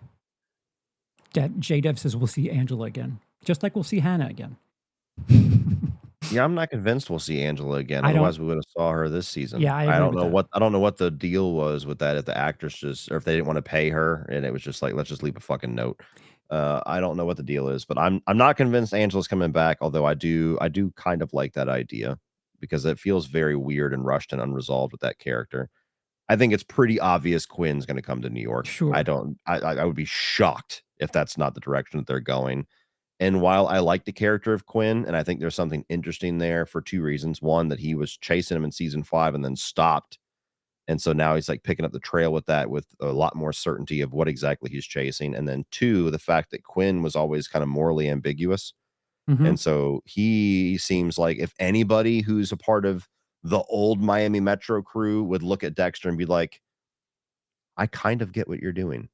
Right. It's him. Right. Yeah, the guy who steals from fucking crime scenes. Like, Yeah. he does things. He steals from criminals. Like, I mean, even the end of season 8 when he stuck the fucking pen in and looked like Dick's face. self-defense to me. Yeah. Yeah, exactly. Just whatever he said, like, fuck him. Mhm. He killed Deb. I don't give a shit. And so there's something enticing there. I just felt like it was really going to be a lot more earned and poetic if Batista was ultimately the person to bring him down. It was more devastating. It was like that he's very much the Hank to his Walter White. Mhm. Mhm. And while they had a similar fate, this is not the series end. This is not an Ozymandias situation. They have God knows how many seasons left. And so yeah, I don't know. Night Quinn, pretty certain he's gonna come into the play. That should be interesting. Nightmare King says, "Help us, Scott Buck. You're our only hope." I hope that's a joke.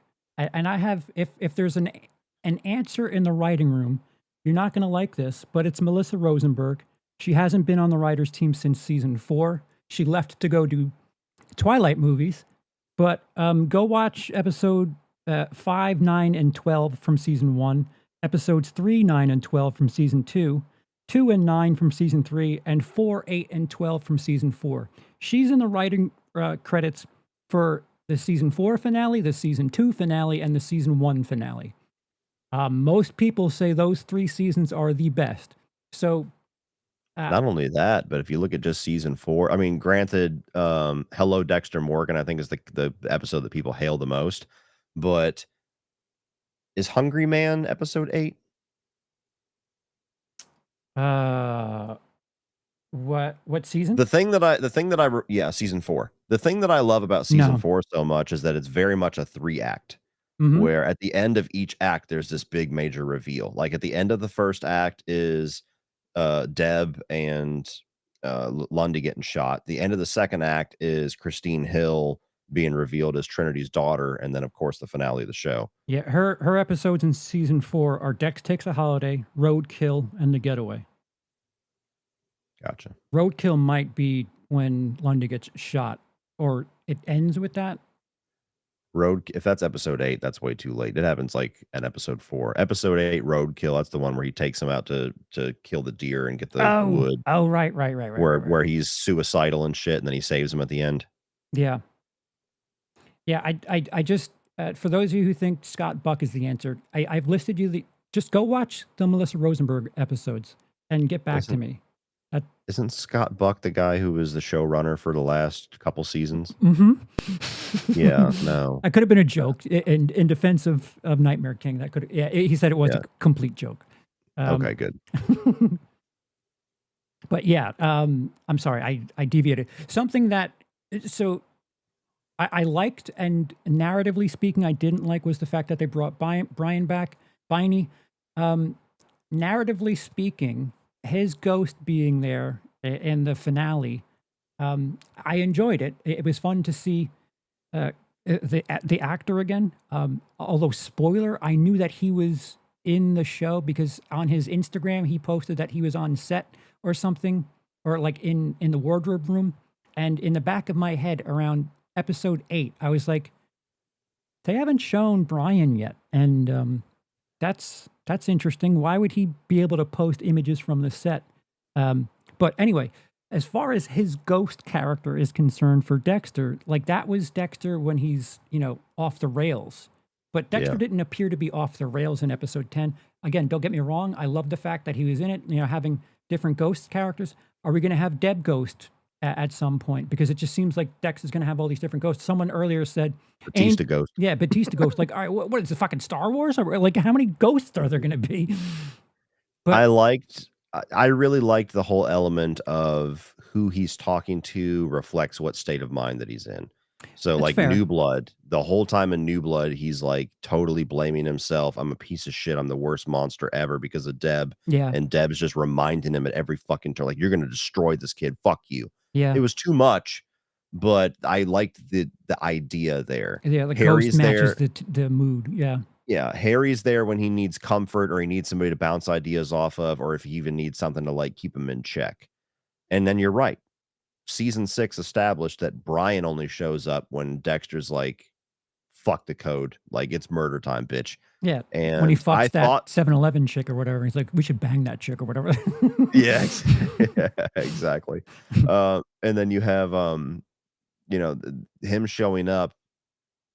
Again, I didn't hate it because I liked him being there, it No, was a nice touch, but I right. do think it would have been cool to have Dexter, in lieu of Batista dying, just be, like, fucking rageful that whole episode, and that Mhm. certainly wasn't the tone, as much Yeah, as I enjoyed what we did get, so, yeah, which I hear you. which is the other thing that, like, takes away from Angel being dead. Like, he says it matters, "Why does this hurt so much?" But he's, like, automatically in, "I've gotta kill Prater." Like, he's not thinking about his son, which, he's trying to get his son out of there, but he's also, like, making sure he gets files and shit. Like, there's no you don't get any sort of feel for the fact that Angel's death matters to Dexter in any way, shape, or form because it's like minutes later and he's already thinking about the next thing.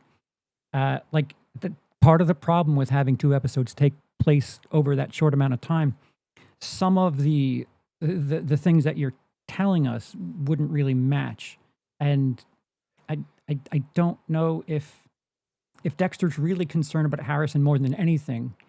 I think things that he did in episode 10 don't align with that. And I don't know. I'm probably going to rewatch the season like on a binge, but it's fine. I love the fan service seeing Brian again.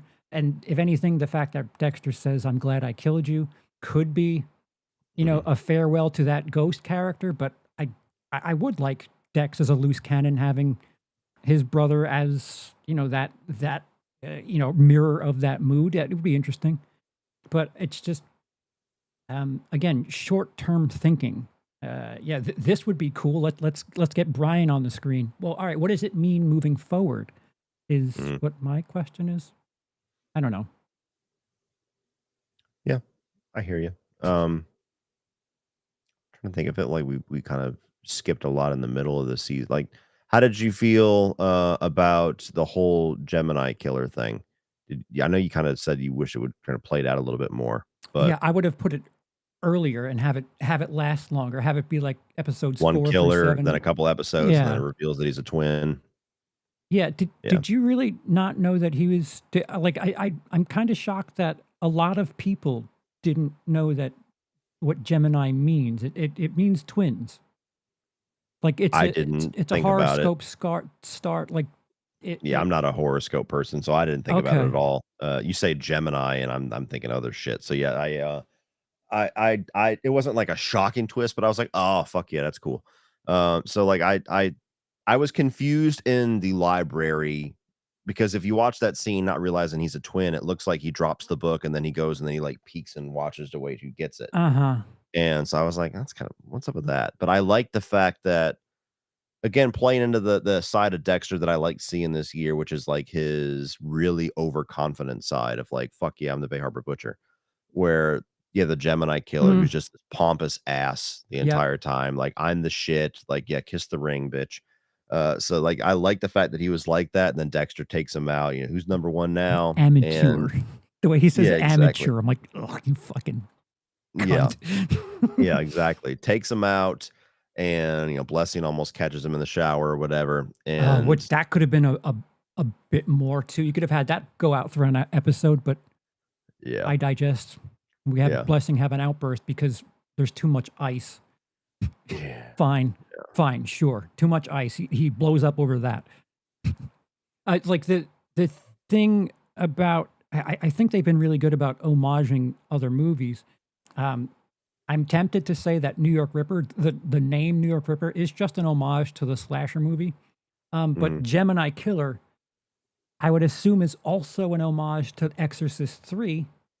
which Yeah. is Exorcist, is Gemini Killer. There's a couple of things that they do in the hotel in the first episode.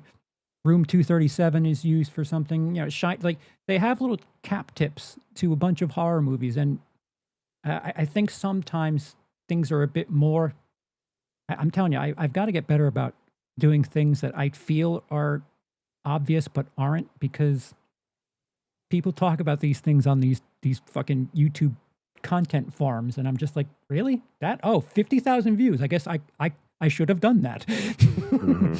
So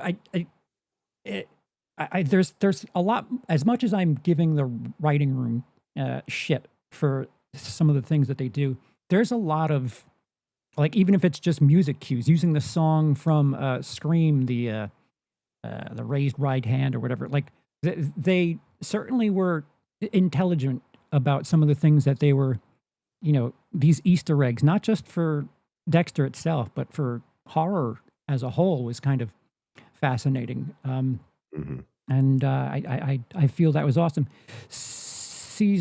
Someone said that bookstore is from the show You, which I don't know how you feel about the show You. I tried to get into it, couldn't. My wife watched season 1, and I think I got through, like, 2 episodes, and I was like, "This is like Pussy Dexter." It, yeah, Like, I just didn't get into it. I don't know, but yeah, I always heard that it was great, and I should, but then as the show went on, the reception of the seasons got lower and lower, and I was like, "Well, fuck 'em, never mind." yeah. Uh, but yeah, there's always been kinda like memes and jokes, like Dexter would take whatever his name is from You out. Goldberg, I think his name Goldberg. Some Am I? shit, yeah, Joe or something, I think it's Joe. But yeah, um, I liked how he took out the first Gemini killer, and then a little twist when the other one gets out of the car for the copter. I was like, "Oh, that's pretty cool." That whole episode at his little compound, I really enjoyed, and I really liked how Dexter, like, manipulated him into a fight, Yeah, where he's, like, just talking shit to him and everything. Where, like, at first, he's playing into his ego like his brother was, where he's like, "Oh, I'm such a huge fan. I figured out you're a twin. Shut the fuck up." And he's like, "No, it's okay. I'll keep your secret. You're one of the reasons I got into this, like a fucking sports fan or some shit." hmm And then I loved the line where he's like, "Is it true what they say about how twins can feel each other's pain? Did you feel a little sting in your chest last night about 11:30?" I fucking loved that. Any moment where Dex was just like, "I'm the shit around here." yeah.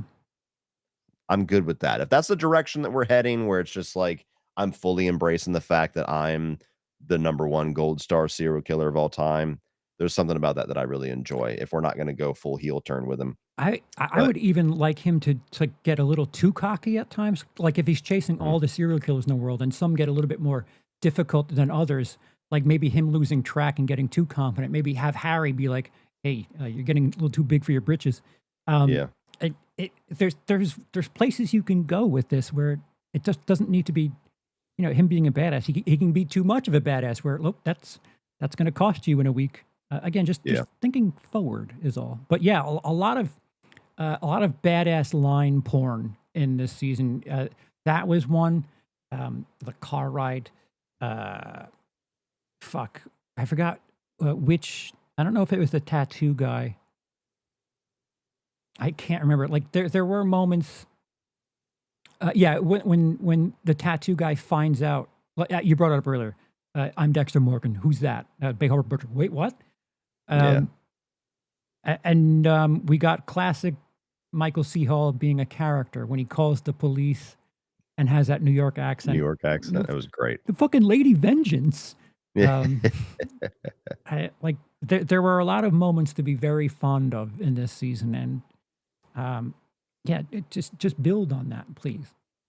And episode 7, I think. Does anyone think that episode 4 is better than 7? It feels like 4 and 7 are the two top for a lot of people, but does anyone think 4 is better than 7? I don't know. I haven't like put it out to a poll, but yeah, that seems to be 4, 7, and 9 seems to be the three like standouts. Yeah, because I feel like 7 like resettles everything. You have that moment at Prater's mansion, and then you have like Dexter, like he's kind of cool with them for a little bit, but then when it's show and tell and they play the video, Dexter's like, I have to fucking kill these people. Like these people are disgusting. Like that to Mhm. me made me feel good for so many different reasons. And then you have that moment where he's like standing in the mirror and like he's practicing what he's going to say. Hyping himself up, Yeah. yeah. And then he ends up being really forward and like we get it, a look into his character where he's being honest. Mhm. And it's funny that Gemini's just like, that was kind of lame. You didn't talk about your style and the way you do things, and it was like it really wasn't very lame. So it was Yeah. another notch in just how much of a fucking prima donna Gemini was. Mhm.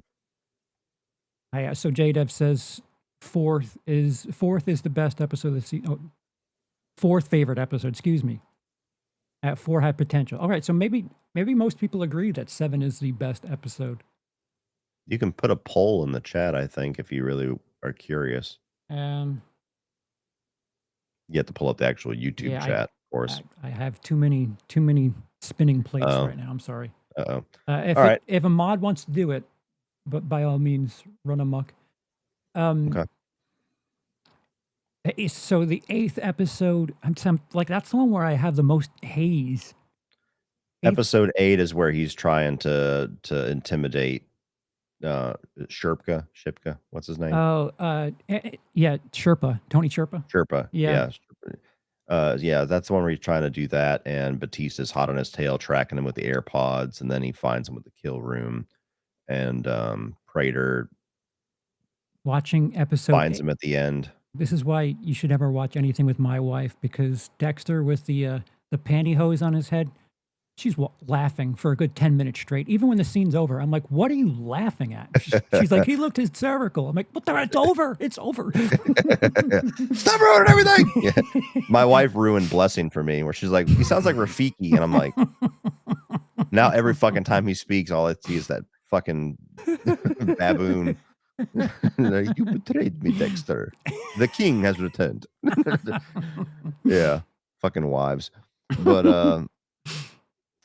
yeah, like episode 7, man. That thing at the end there with that phone or with that car ride. Oh, it just felt like it was leading to so much. Mm. And right after that is when suddenly you really felt I didn't really feel this way in episode 8, but you did, where it felt like Batista's intelligence had to be dropped significantly to make the plot work. Dude, he looked dumb. Like where He he's like he at the scene he did. and then they're like, "Wait, you caught him?" He's like, "No, he ran away." And it's just like, what? Like everything he was saying, like you don't have any sort of self awareness that the things you're saying just look dumb. Like, Yeah. it, In it- hindsight, I understand exactly what you're talking about. It didn't really bug me in the moment, and even now, I don't think it's as egregious as the 9th episode, but, like, in the moment, to me, I just kinda justified it in my head of, like, he's so high on adrenaline and excitement of, like, "Holy fuck, I'm right, and I was this close," like, people got to buy into this now, and just nobody will, but when he and like when he plays his phone messages and it's just like him talking to himself, like, "Oh, I'm chasing him to nowhere," and he's like, "See." And it was like, what do you you don't have a smoking gun here. What are you pointing at? It was I don't know. It's interesting that like I calmed down, but then you got to where I was. So I don't know how to gauge where we are with Angel looking kind of silly. YouTuber brings up a good point and says Batista should have told the detectives about Jim Lindsay and Iron Lake. There's gotta be something on record because he was fucking shot, and he was in rehab for, like, 4 months. That is a good point, he never brought that up. Like, he was hiding under an alias just 2 months ago, shot from whatever Oh the fuck, yeah. and then and even his house being burned down by Kurt Caldwell, who ends up being revealed as a massive serial killer, like, those that's a big thing. I never even thought of that. Yeah, plus he was in Iron Lake for like the first 2 or 3 episodes. Again, another reason to think Angel's a really shitty detective, which we don't really know that from our history with him. I Yeah, I don't know how I feel. I didn't think about that, but you're right. yeah. I But don't yeah, like how they've fucked over Angel's character in this season. Like he's not I that don't dumb. either.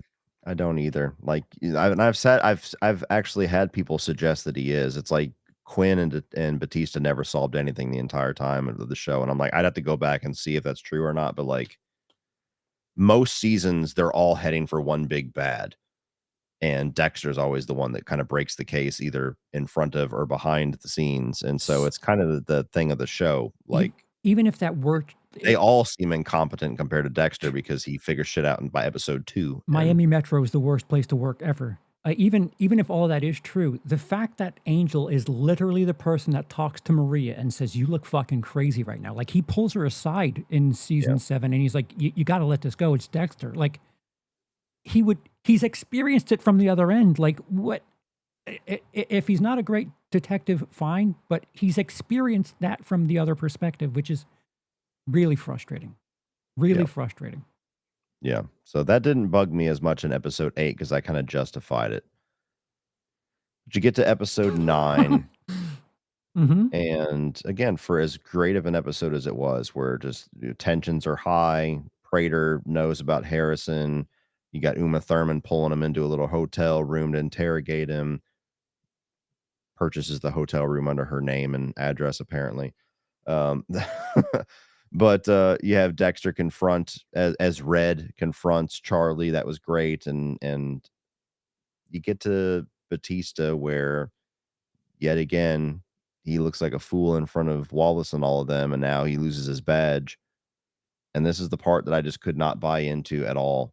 I understand when they needed him to be within Prater's grasp to get where they wanted to go, but you have a character that knows, okay, this person I'm chasing is the Bay Harbor Butcher. The Bay Harbor Butcher is a serial killer that's famous for only killing and hunting other serial killers. Why is he hanging out with this guy Leon Prater so much? This is weird. I keep getting pictures of him with Prater. I don't know. Let me go right into Prater's security den where immediately they put me in a chokehold Yeah. and spill all the beans right there to him because clearly he's not into any bad shit. Like that was Plus, the other thing that they establish with his detective work is he chases Dexter down to New York City and makes the connection that, oh, a bunch of your car drivers are getting murdered, and now you're here as a your car driver. So they've established that Angel's got some sort of detective skills, and it, it's not like it's not there that season. It's very clearly there. It's very silly for him it's to, there up to episode 7, yeah, and then everything after that is like a different character. yeah, I don't know, like, plus the dude's, like, ultra rich, like, you wouldn't think, I'm like, I thought he was kind of intimidated by Miguel in season 3 because he was the DA or something, like, so, the fact that you've had your badge taken away and you have less power now than you did a week ago, you're just gonna waltz into a billionaire and ask him why you're taking pictures with someone you don't know why they're together, but you're gonna waltz right in and, like you said, like, you know what Dexter's MO is, so why wouldn't you at least do some sort of homework on Prater? It's very frustrating. Jonathan Mays, I haven't seen season 1 in a little while, but he says Batista is the one that figured out who Brian Moser was in season 1 after Dexter, but he was the second one to figure it out. Wha after the After I mean, Dexter figures it out obviously because he's with Brian the entire finale, but Oh, Batista, yeah. yeah, Yeah, that 'cause figured it out. like, he gets mugged by him in the parking lot or whatever, right? Yeah, Yeah. yeah, figures out that it's Rudy. Yeah, so Um, I'm sorry that's it's more reason to be upset. Like, I'm sorry Angel isn't some fucking schlub. It just has not been established as that. and the biggest thing for me too, which we talked about this, on a live stream already, and I think you said you agree with me, like, even just a simple change. You have the same scene where Prater has him, and I love everything about this scene up to the point where he releases Batista. You get that moment where he's like, "We were partners once, maybe we'll be partners again." Mm. Oh, guess not. I really wish there was something else there because Batista being in a blind rage and having, like, tunnel vision, I get all that. But to be so rageful that he forgets there's 2 other people in the room who are clearly dangerous that both have weapons, I don't buy that. And so, if you would have just had if you wanna have it like Batista's at his end, he's lost all resources, this is the only thing he lives for now, so I know I'm gonna die in this room, I'm gonna take Dexter with me. That's fine, that makes total sense, but the way that you did it was silly. Yeah, survival Have instinct would be most important. Like, Yeah, it's they did it with Dokes when Dexter and Dokes teamed up and those for a drug little bit, dealers found right? him, yeah. So You don't have to like, you could just delay the inevitable with that scene taking place, but, fucking toy with us a little bit. Give us a little extra conflict. I agree with you wholeheartedly. Like, why so soon? Or you Yeah. could have had it where Prater and Charley run out.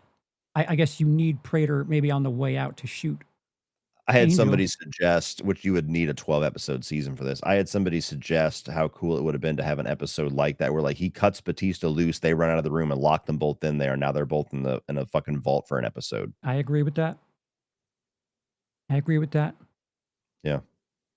And It was so quick. see, like not many people would like this, but I would be all about them like just confronting each other. Just two dudes in a room talking for 45 minutes.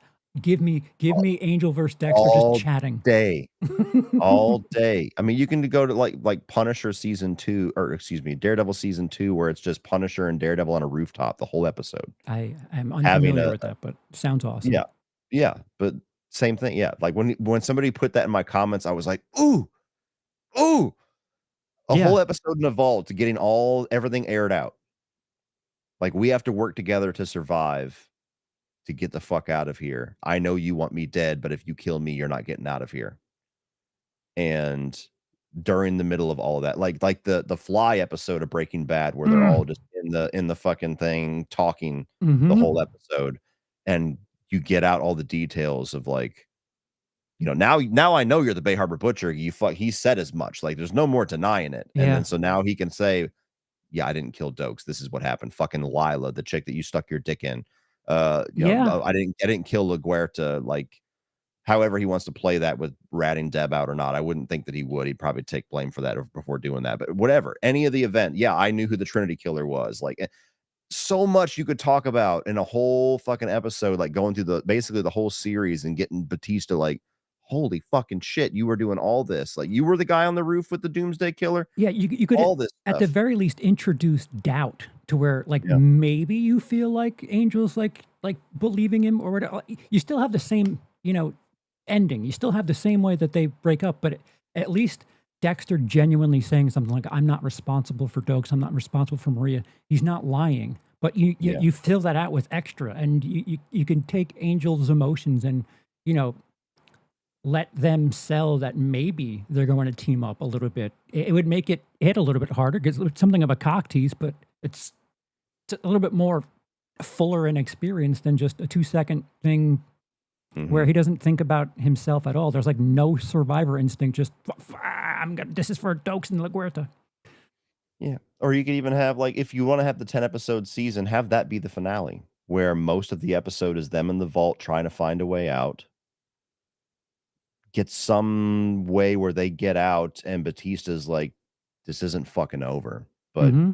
do what you got to do with Prater, and leaves. And then we're left lingering with that. Like, you got to massage this as just shooting from Yeah. the hip, but Yeah. something like that. Like, I mean, Yeah. You it could just even drives me nuts that every idea I can think of what to do to Batista with Batista's character seems better than what we got. yeah, plus you could even have a moment where Dexter like you're in the dude's serial killer like fan cave.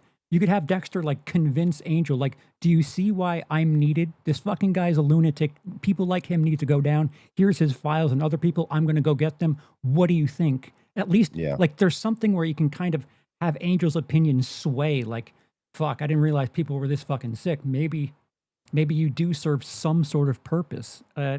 But After he clears the air right, about right, the people that he's vengeful for. yeah, fucking hell. Yeah, And that's the biggest stain on the season. It's like everything else, like this is top tier or close to it, Dexter, but that mhm. whole Batista thing really is the stain on it, where I don't think it works. And for as excited as people are about the season, how easily they're forgiving it, I really do think it's not going to age well. I I think think it's going to be one of those things like Dokes, where it's like, damn, season 2 was good, but then for the mm, rest of forever, we're like, oh, but there was so much they could have done. I think part of the reason people feel that way is because when it was good this year, it was very, very good. Like Yeah. 7 was just platinum grade. 4 was really, really, really good. We haven't had anything like this strong in over a decade. So like, it's not something we're used to. So maybe it's just like this like absence makes the heart grow fonder kind of thing. But Mhm. uh, when it was strong, it was very strong. But it's far from flawless. Um, I I agree. I think it'll be memorable a little bit more than Original Sin was. Like Oh, for I sure. don't think people are going to talk about Original Sin, or they're not right now. But I don't think it's just going to be this blip. I don't think it's getting a second season. I'd prefer it if it doesn't. Just focus on Resurrection. Get all those people. You know what? If it's about the actors, have them be in flashbacks or whatever. Have them like still get their gig, but you don't have to put Dexter in a ridiculous wig or whatever. Mhm. Um, I think the further away we get from this, I think it'll calm down a bit. But again, it all It depends on always where they does. go. Yeah, it always does. By March, they'll be calling it mid. Yeah, like eh, I Lone Wolf asks, "Have you talked to Uncle Sean about this season yet?" Not in detail, but I know that Sean was riding that high along with us, was absolutely not sold on the Batista thing, and felt that the finale was very safe and predictable. So it sounds like he would probably be pretty much in unison with what we're saying. yeah, and again, the massive score here between all of us is good. You know, the greats were great, the bads were really kind of glaring. So split the difference. I gave it a 3 out of 5. I don't know. I'd It I'd rate it higher than that. Yeah, I'd rate it higher than that.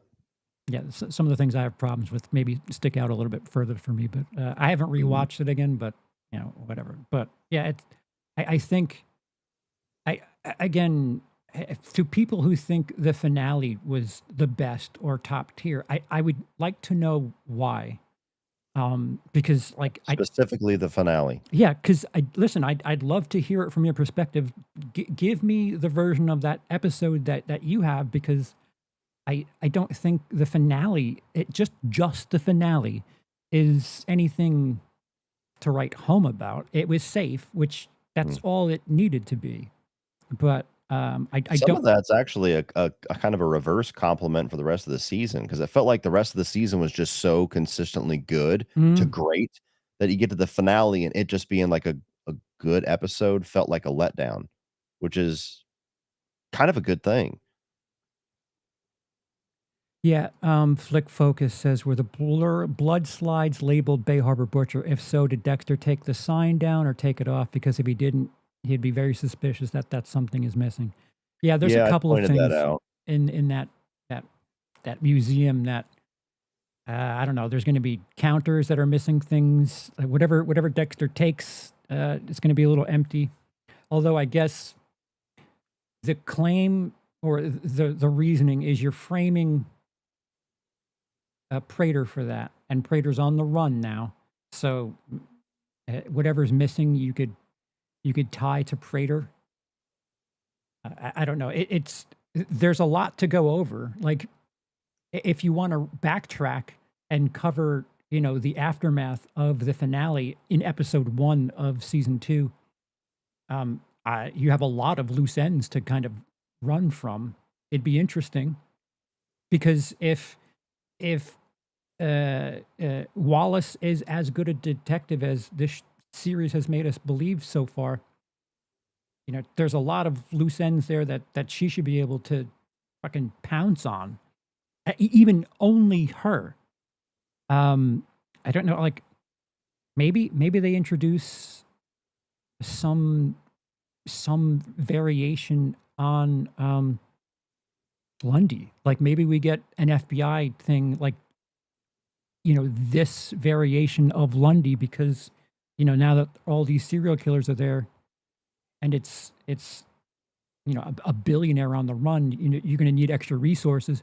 Or maybe you could do a thing like where billionaires make these problems go away financially. There's a couple of routes you can go in.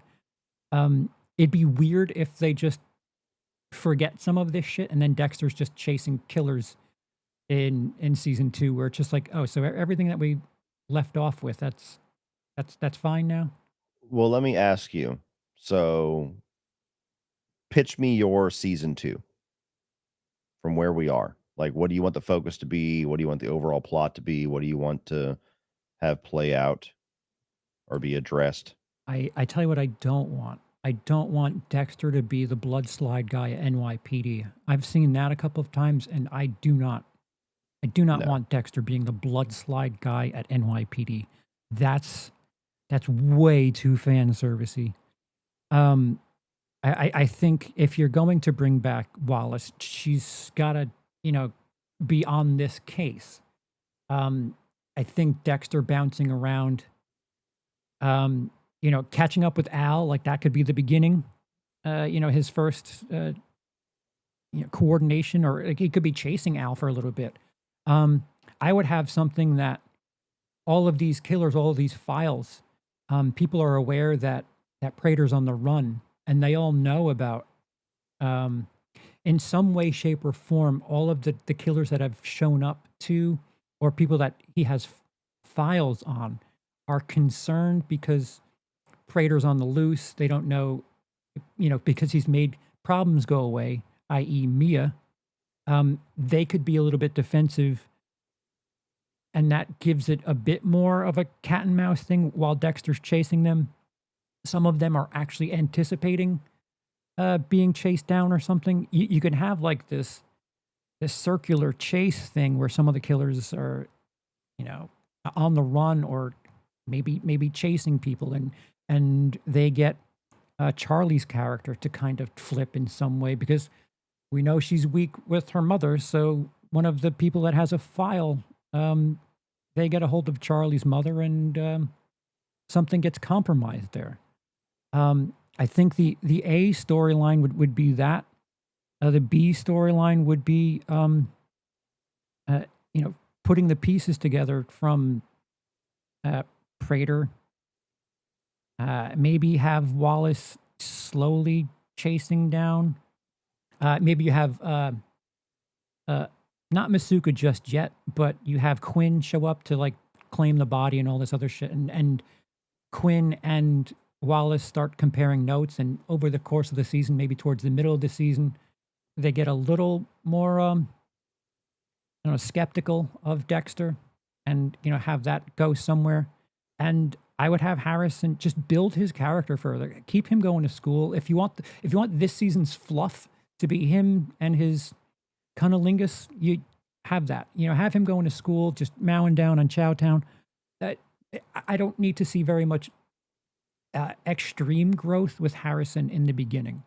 It could slowly build, but I would like to maybe long form set up the fact that Harrison could be headed towards the protagonist, with Dexter heading towards an antagonist role, not by season's end, but something that's established that maybe Harrison is the one that catches Dexter. Gotcha. And 12 episodes, please. Thank you. Yeah, 12 episodes would be nice going forward. The difficult thing is, like, I think logically with those files, it's suggesting that Dexter is going to be globetrotting to a sense. Like, they're not all gonna be in New York. Yeah. And so I feel like that's kind of the thing I have to navigate around, is Dexter being mobile throughout the US.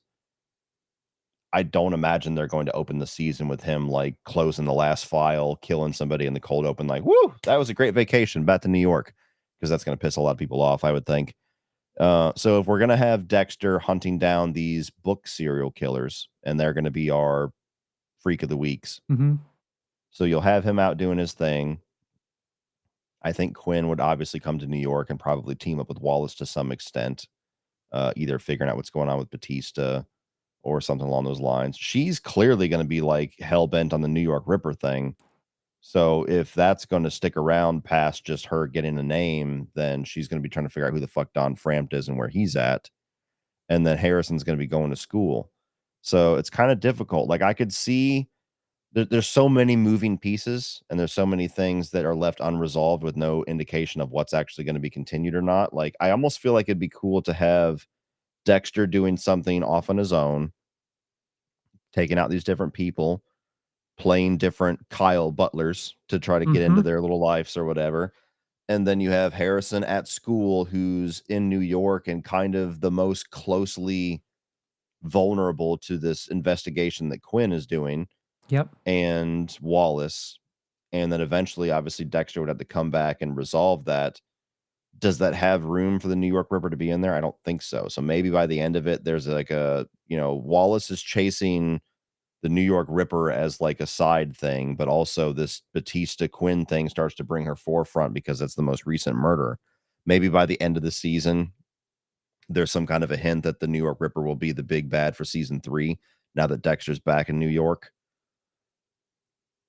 I'll admit I'm not as big on New York Ripper being something moving forward, like because he's out of practice, right? Like all he's doing is calling people Mhm. for the most recent time. If he's somebody that like I don't know if you want to get a big actor and like he's dying or whatever, I'm okay with that. I don't need New York Ripper to be something that's a big deal. You don't Um, feel like that would be a lot of weird, like, focus that they put on it without paying it off, though? That's the thing. Like, no, I'm not saying we have to have a New York Ripper, otherwise the show crumbles, but yeah, I it know. just feels so odd that they did so much deliberate setup with it to just have it be a name on a file. That But that seems weird. only because he's out of practice. During the season, we never really experienced a present tense New York Ripper kill. So, like, that's the only reason where I'm like, all right, we don't know him as an active killer. So it's not really a threat that was ever looming. It's just something that, like, the case that got away.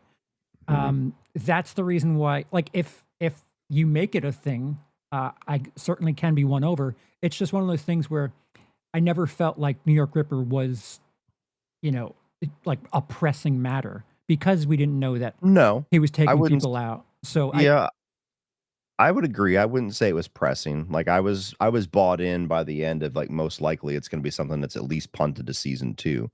But for it feels like it was so deliberately talked about and set up and teased that if it's just amounts to nothing, that would feel weird to me. I Whether it has to be addressed in season 2 or not is fine. Like, it could be season 3, but, like, it just feels weird that so much was done to just have it be nothing. Like, I that would I mean, that's almost as weird, if not weirder, than, like, in season 6 when they were setting up Angel's sister's boyfriend, the fucking lab geek nerd, to be something, and then it mm, ended up being nothing in season 7. I would almost be okay with, shit, part of the B storyline in episodes 1 or 2 or whatever is they go and find Don Frampt and, whoever, if you want that to be a big actor, whatever, they catch him, and then Wallace is like, "All right, you know what? Angel died for this case. For my case, I'm going to do his Bay Harbor Butcher thing for him." I wouldn't. I would be okay with that. If it's like some sort of transitionary thing to get Wallace into Angel's, big looming threat, which isn't a well, it is a looming threat, but like okay, Angel died for this, and now I'll have the resolution here. Now let me go help whatever he died for. Mhm, But again, I could be won over, but it's not something that of the things that happened in Resurrection, if they don't talk about Don Frampt again, I I don't think it's that big a deal. There's other holes. Like I want you to make Angel's death worth it, and I guess I just kind of alluded to how I would do both. But there are things that I personally would much rather have worked on than New York Ripper. But that's not saying that like I have no interest. I just have mhm, other priorities that me personally would rather see. gotcha. Yeah, I think it's gonna be they're gonna be separated a little bit. I think it would be odd to have another season where Dexter's just doing his thing in New York, and there's a whole stack of infamous serial killers that are all down the street. So, I mean, even the one that's carried over from season 1 is in a totally different state. So, I think we're gonna have Dexter on the road for a bit, feeling like there's nothing really looming behind him. There's no threats. Harrison's safe to kind of leave in New York and do his thing. And there's going to be this brewing investigation or some kind of a threat there that's going to call him back by the end. Yeah, And maybe one of the names will end up being kind of the bigger bad. It's like another. I don't want that to be a template going forward though, where it's just like there's going to be 6 or 7 big bads every single season because it's going to get a little weird with that. But maybe he's going down the list, and maybe even just the Al, the Rapunzel guy, ends up being the big bad. Maybe he's like the unassuming, like super sick, twisted fuck, and he's way more of a threat than anybody gave him credit for, even though he was so unassuming because he's kind of the more family man guy. there's a couple of things you could do with Al too, because Al knows what Dexter looks like, and Hmm. if Al knows that Prater's on the loose or whatever, like you could have him, you know, offer some sort of trade to not go to jail to help them get the Bay Harbor Butcher or something. Like the fact that Hmm. Al knows who Dexter is, and maybe has added things up, that things were getting a little weird since Red showed up. There's that, or he could go after Dexter because he knows that Dexter is the one responsible for all that. Like how Al responds to Prater either being missing or dead, it is, I think, rather important, especially early on in the season, because he's seen Red. He's the last person who is around Prater, or he just left prior to all of this police gala thing. There's a bunch of things circling around his character that could be like the big bad for the entire season. I don't know. Like there's a lot of loose threads, and I don't know. I really hope they think long term and not just, hey, what would be cool if we just did this one thing and then have to figure out how to work out of it by the second week. Hmm. Troy says each file is a potential season. Maybe. I don't know enough about the books to see like if any of these characters are big and rich enough to do a whole season. I don't know if every one of these characters is like one per book or what, but that is at least a cool idea, for somebody who's never read the books to have that as like an Easter egg for the fans where shows all the names and it's like, holy shit, those are all the book characters. Yeah. Um, if anything, as someone who's enjoyed the Easter eggs, can we slow down just a little bit with the fan service? Just a little bit is my small request. As someone who's enjoyed seeing Brian, as someone who enjoyed seeing the fucking Statue of Liberty, uh, there's a bunch of fan service. Maybe maybe 12% less fan service, please. You're back. You've won us over again. Now do some work and give us season 2 again. Not season 4. Or maybe season 1 Hmm. level quality. I'm not requesting, the greatest thing ever. I'm not requesting Trinity. But if you can do season 2 again, which had the first bit of Frank Lundy. I don't know, if you're gonna copy your own homework, copy the homework from season 2. Yeah. But you can't kill Quinn off like you did Dokes, because I'm sorry, the only person left being Masuka. That's gonna be a lot of hard work, in my opinion. Yeah. You want to get to the super chats? I think we Yep. got like 20 of them. Okay, let me, I will get to the super chats now. Thank you to those of you who hit them. I need to load them on my page here.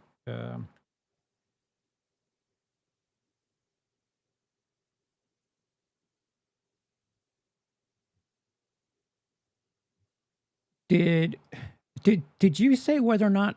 I mean, I think I know why why people are saying it, but did you say whether or not you want it to go more than one season, and why it's definitely happening in a third season? I've seen a lot of people say, "Oh, they've signed on for 3," and I don't think anyone's signed on for anything just yet. No, I think when they first announced this at Comic-Con or whatever, and there was interviews, I think Michael C. Hall or Scott Reynolds or somebody had said that they intend this for multiple seasons. And That was as far as they elaborated. And now since it's ended, there's all like these doom and gloom posts like, why hasn't it been renewed yet?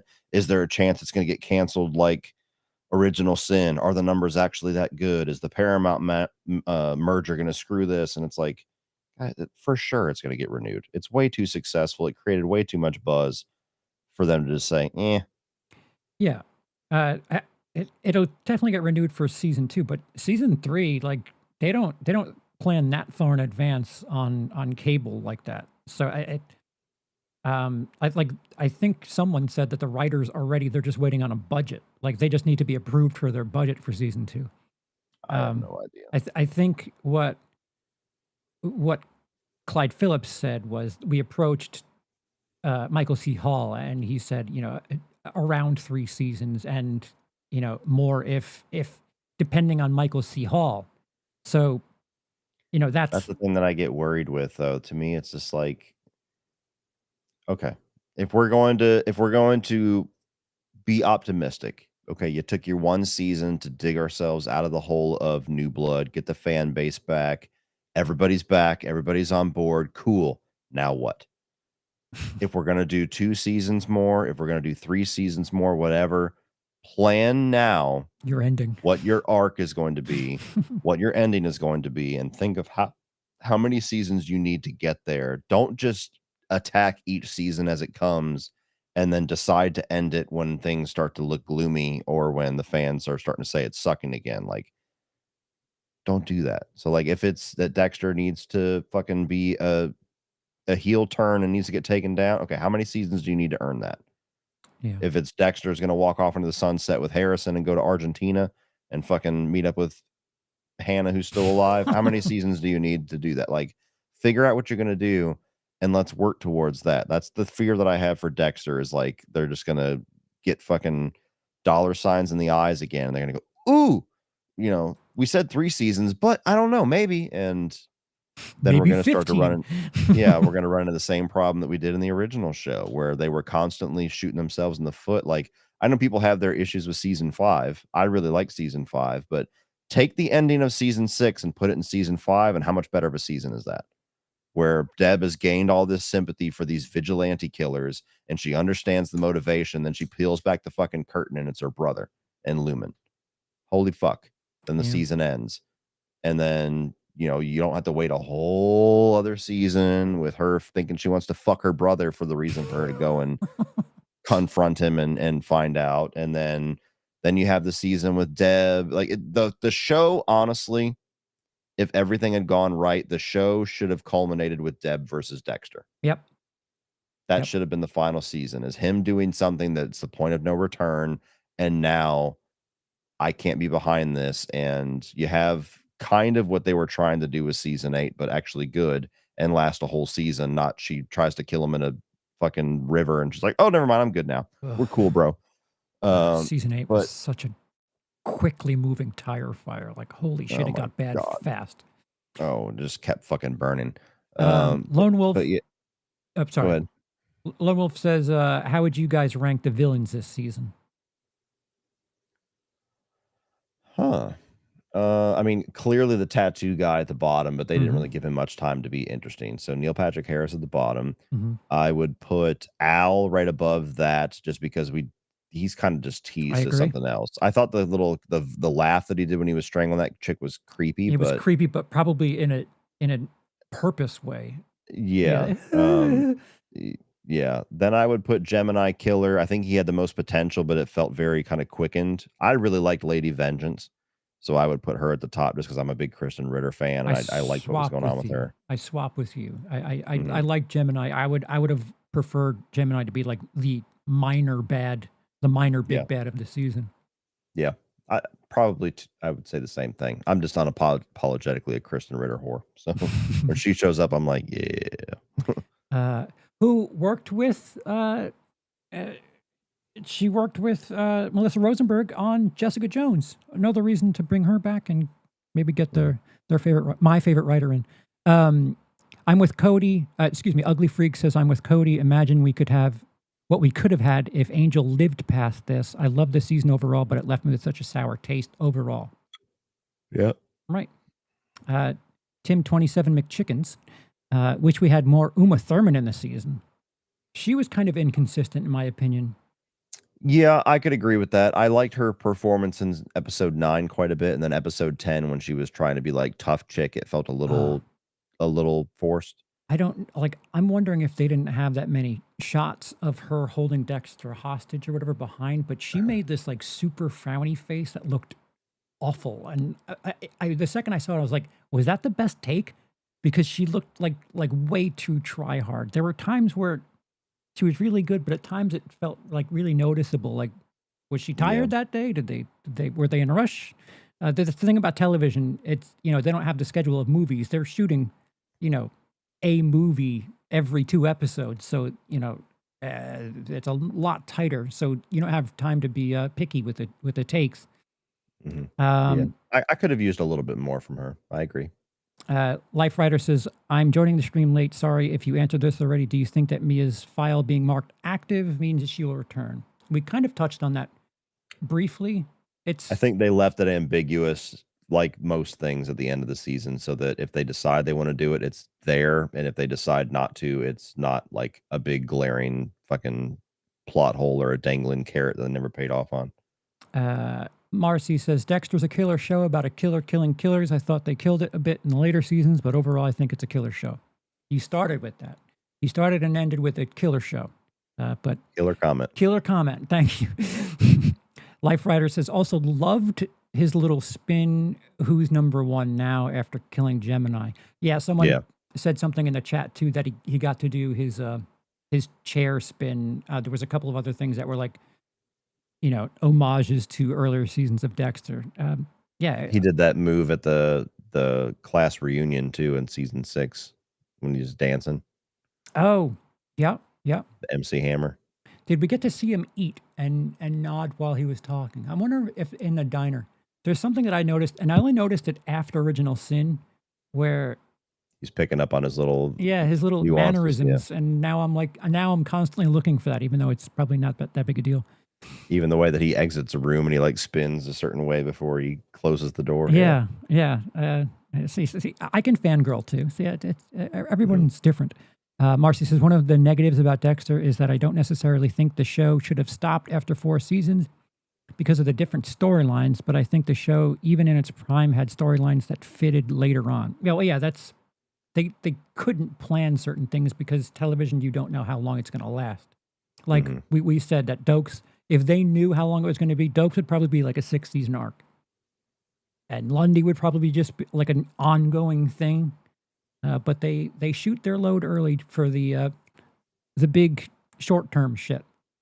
And in one way, even though I like most of the actors in Resurrection, having so many A-listers in the Dexter show threw me a bit off. I'm used to having these well-known actors or TV actors show up like Jonathan Banks.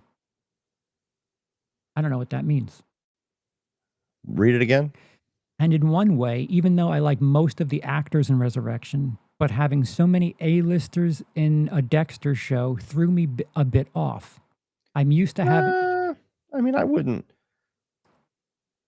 Peter Dinklage maybe is A-list as far as just he's a really great actor and he's for Game of Thrones. But that's television. I don't know if I would call the whole cast A-lister. Like Uma Thurman, of course, is iconic. But that's probably the one. Yeah, and then Christian Ritter, the guy from Modern Family, Neil Patrick Harris, and David Dismouchian, like they're pretty, like they're character actors. So I wouldn't character actors, and 6 out of 7 of them are television character actors. Like David Dismouchian is probably the one that has a little bit of giddy up right now. Uma Thurman's probably like the biggest name of any point in their career, but most of those actors are television actors. So and it's not like they were long arcs. They, in hindsight, when they announced all these big actors, it was like, what the fuck are they doing? But it makes sense now. Life Rider says all episodes of Dexter Resurrection ranked. Number 1, episode 7. Number 2, episode 4. Number 3, episode 9. This would have been tied for number 1 if Angel had lived. Number 4 is the finale, and the rest are kind of tied for 5. I think I agree with all of that. I would not put the finale above the entire rest of the season. Hmm. Oh, The finale would probably be at my bottom or just above the bottom, and then I would have to go through and kind of pick which episodes from there. But the finale certainly was in competition for my least favorite episode. huh. Huh. That would be interesting. Yeah, I'm going to rewatch it again. I'll get back to you on that. I know 5 I didn't like because of the stiff dialogue. 6 is kind of causing a blur for me. I appreciated episode 1, but it served a purpose more than anything. I don't think it was enjoyable to watch. It was more, here, watch us untie our fucking knots. And a lot of fan service in the process. Marcy says, I don't mind them killing Batista, even if it was later on the show, but the execution and situation is something else, and Resurrection did it poorly. Yeah. Yeah, no disagreement here. Tim and Chicken says, can Showtime just hire Cody to write the ending? My phone's on. This is my channel. Give both of us credit, if anything, while you're here. Thank you very much. I'll take the great ending, Cody. The other guy's pretty good too. I don't mind being a team member, but at least and friend. I'll take and friend at this moment. Gavin says, "Are you surprised that we didn't get any scenes with Ghost Deb? Thought we would have gotten at least one. She might not be. The actress might not be signed on or something." Yeah, I don't know. I'd like to see Ghost Deb at some point, but I think people were so callous to that after New Blood that they were like, get Harry back. Let's just do Harry. I liked the idea of having Deb be his conscience, but they just overplayed how belligerent and abusive that personality was to where he kind of ran thin after 3 or 4 episodes. If I've learned anything about how I felt about New Blood, based explicitly on Jack Alcott and what they've done with the Harrison character, I think maybe the writing was really fucking obnoxious for New Blood, because that's not that's not Jennifer Carpenter's fault that Deb was awful, and it appears that it's not Jack Alcott's fault that Harrison was annoying in New Blood. I think the way that they wrote those characters were really troublesome. Gavin Moon says, who's the better character, Claudette or Angela? I'm not really fond of either one of them, to be honest with you. I liked Angela until she had such a harsh turn on Dexter out of nowhere on New Blood. And then you have that episode where she finds the bodies in the cave and she calls and she's like, I don't need you. I need Dexter Morgan. Yeah. She has him come out. He gives her this answer that she's been needing for years. And then she's like, okay, cool. Anyway, back to fuck you. Yeah. And so her character, just like you said, I think the writing was just to make everybody so unpleasant in New Blood, and it did her no favors. There's a lot more potential if we do get a return of her character that I will grow to like her character, but Wallace to me is very one note. Until she dances. Until she dances, but yeah, it's very one note. I know she's supposed to be like a stand-in for like somebody on the spectrum. I get all of that. That was another thing that, I was like, I don't like the dancing. Or like, you just don't understand people with ADHD. They would absolutely do that. Like, whatever. Whatever. Yeah. Some of my kids have ADHD. They don't just break into dance, but nonetheless. Didn't Brian say he has ADHD? Like, yeah. I don't. What's his activation song? I need to figure out what it is. I just fuck with him during the stream. It's got to be a Muse song. Yeah, exactly. I would say I like Angela more, but they didn't write her very well, so it's not like it's a hard pick. I think they're both narrowly written characters. But moving forward, Claudette. At least Claudette, you sort of believe that she's a badass. Angela has no solved cases, needs Dexter's help, and then suddenly is the angriest shit ever. And she's part of You won me over, Claudette. Yay! It didn't take long. I'm like, yeah, you're right. Fuck her. Marcy, question for Cody and CP, but also you, chat. What are your favorite writer or writers and why? Earlier, I said For the show. I said Melissa Rosenberg for the show, and I listed why. And watch all those episodes, and then Brian's activation song is the RoboCop theme. Dun dun dun dun dun dun dun dun dun. That was good. That was good, Brandon. I don't have like a collective knowledge of the writers from the show. I'm going to be completely honest with you. I'm not that type of fan, so I'm Cody says Melissa Rosenberg too. There you go. Lone Wolf says, of the killers this season, who is your favorite overall, and who do you wish we had more time with? For me, it was Gemini. I wanted to see the twins do their thing once more before Dexter did his thing. I second that. I said that earlier. Go ahead, Cody. My favorite of the actors is Kristen Ritter. I liked her dynamic with Michael C. Hall a lot. I wanted some more of that. Gemini as a character, I think I liked them more, and there was a lot more potential. I wanted to buy into why he was top 5 FBI, and they didn't really have enough time to establish that. But I did like the dynamic between both of them. So yeah, somewhere between those two.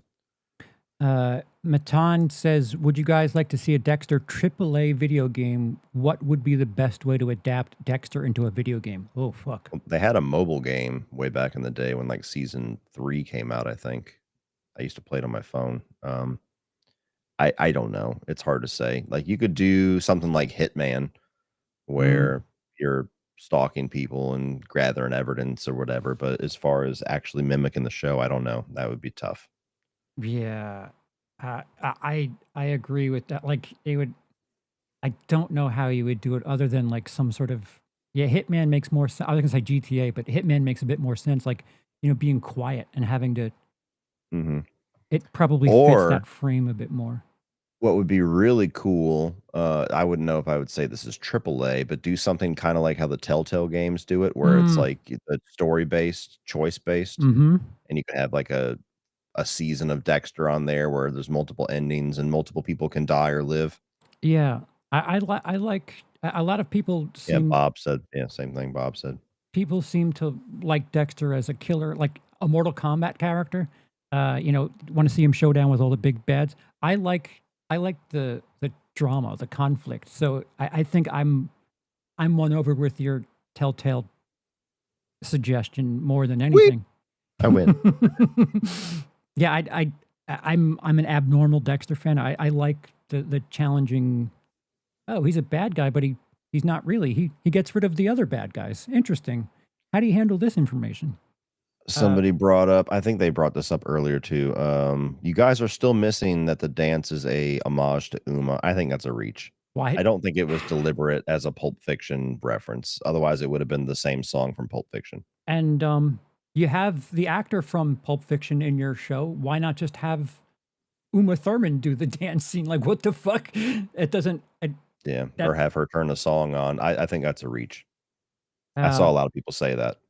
Yeah, I think there's a tendency nowadays. This isn't meant to be an insult to anybody, but I think there's a tendency nowadays in the post Avengers Endgame world where people are so fixated on everything has to be a reference or a Easter egg or a wink or a connection.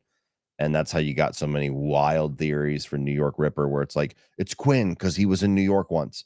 And, the people were saying that the Gigi, there's something with her. And it's like, she can't just be a person that Harrison wants to fuck. Like she's Aster. We've had, she's Aster. And I'm like, I think that's one of them where it's just like, it was a homage to Pulp Fiction. Homages are very deliberate. Yeah. They're on the nose. Plus you can't just have a dance scene and be like, oh, Uma Thurman's here. It's about that. Well, you literally have Uma Thurman. Why would you not, like, in the homage, have the person? I don't know. Like, this is where I am an awful YouTuber. Like, some of this, in hindsight, looks very obvious to just speculate on things. And listen, they get attention. I'm not hating the player. I guess I hate the game. But, you make that paper, everyone. But the fact that people run away with these things and like that becomes the thing they want to see. Like, oh, I want to see Gigi actually turn out to be Aster. Like, why? Like, yeah, Mm, it's fun to speculate and have fun with this shit, but why, from a storytelling perspective, is that what you want to see? mhm. Um, I don't know. Uh, Marcy says, I saw someone that Scott Buck was intended to be the showrunner on David Fincher's Mindhunter. Yikes, not to hate on Scott Buck, but from what I hear, I've seen him do Iron Fist and later seasons of Dexter. I think he's one of those writers that taints the show he is on. Though I have seen him have some writing credits on 6 Feet Under and Rome, so he might He have some win-wins. he's got a couple of interesting or he's got a couple of good writing credits. It's when he turns showrunner. That's where it's the sign of doom for whatever show he's on. Yeah, the comparisons I would make so a lot of like the sex stuff, a lot of the man uh, tiered, the man centric episodes of Dexter. Scott Buck, 9 times out of 10, is the writer behind something where there's like fuck scenes and nude scenes and a lot of like crass jokes. And Melissa Rosenberg, a lot of her episodes are filled with like drama. The first episode that they clean out Dexter's birth father's house with Brian. I have an odd affinity that I really enjoy that relationship and that episode. That's a Melissa Rosenberg episode. Turns out when there's a lot of weird sex stuff, Scott Buck is one of the writers on it. So whatever that's worth. um, excuse me, Life Writer says the reason they never have Dex kill any big characters is the mask would slip to reveal that the viewers had been rooting for an evil killer. We love this character, which would be dark, twisted, and crazy in real life. But Yeah. that would be awesome. Like that would be challenging. Like Mhm. wouldn't it be great for the art? Again, go back to Breaking Bad. You get season 4, fuck yes, he took out Gus. Oh my god, he poisoned a kid to do it. Yeah, Sit on that emotion for 9 months, bitch. Like, that's what that show did, like, and that's what I want out of these types of characters. There's a reason why every single show that I can think of that has a character like this as your protagonist eventually ends in a point where the character has to face the music. yeah. Breaking Bad, The Sopranos, The Shield, you can go on and on and on. Like, you can't have a character like this that's doing evil, but we like them and then be like, "But they're cool, so they get to walk away." Yeah. And it To- just doesn't it's not satisfying for me. Tony Soprano does something like a season earlier than it's a character that is kind of you're rooting for them to go, but Tony Soprano has no business offing that character, and that's like the beginning of the end. And a lot of his choices in The Sopranos end up costing people around him, and like that is part of the conflict, the drama of it. Like Dexter has had all of these things happen around him, but it just doesn't seem to like affect him moving forward, and that's what's frustrating. Mhm. Joshua says, "Where does Prater rank among Dexter villains?" See, that's the hard thing about Prater is he's not really like The henchman. No, he's the puppet master. Excuse me. yeah, he's not the big bad in the traditional sense. And he killed Batista, so I'm a little pissed about that. He's somewhere in the middle at best. Yeah, Again, not it's not like he's a bad character, but when you're comparing him to Trinity Killer and, you know, Isaac Serco and Ice Truck Killer, like, he doesn't compare to any of the best villains, but I don't think Miguel is a strong killer, but I would rather Miguel than Prater. yeah, yeah, he's in the middle at best. I need to sit down and actually make a list, but Yeah. you know, the big bads that are actually serial killers doing crazy shit, and there's a bunch of different, bunch of tension with that.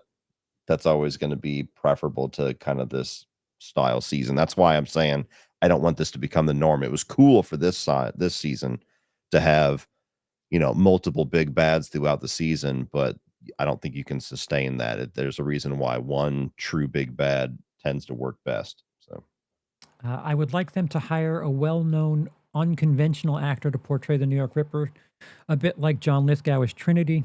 I was thinking Ted Danson. I also like Jacob's That's a random pick.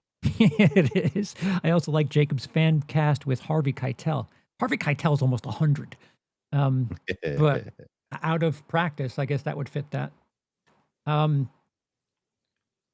I don't hate those ideas. Ted Danson. I need to know why the fuck you would say that. Why not Mads Mikkelsen? We can have the Hannibal crossover.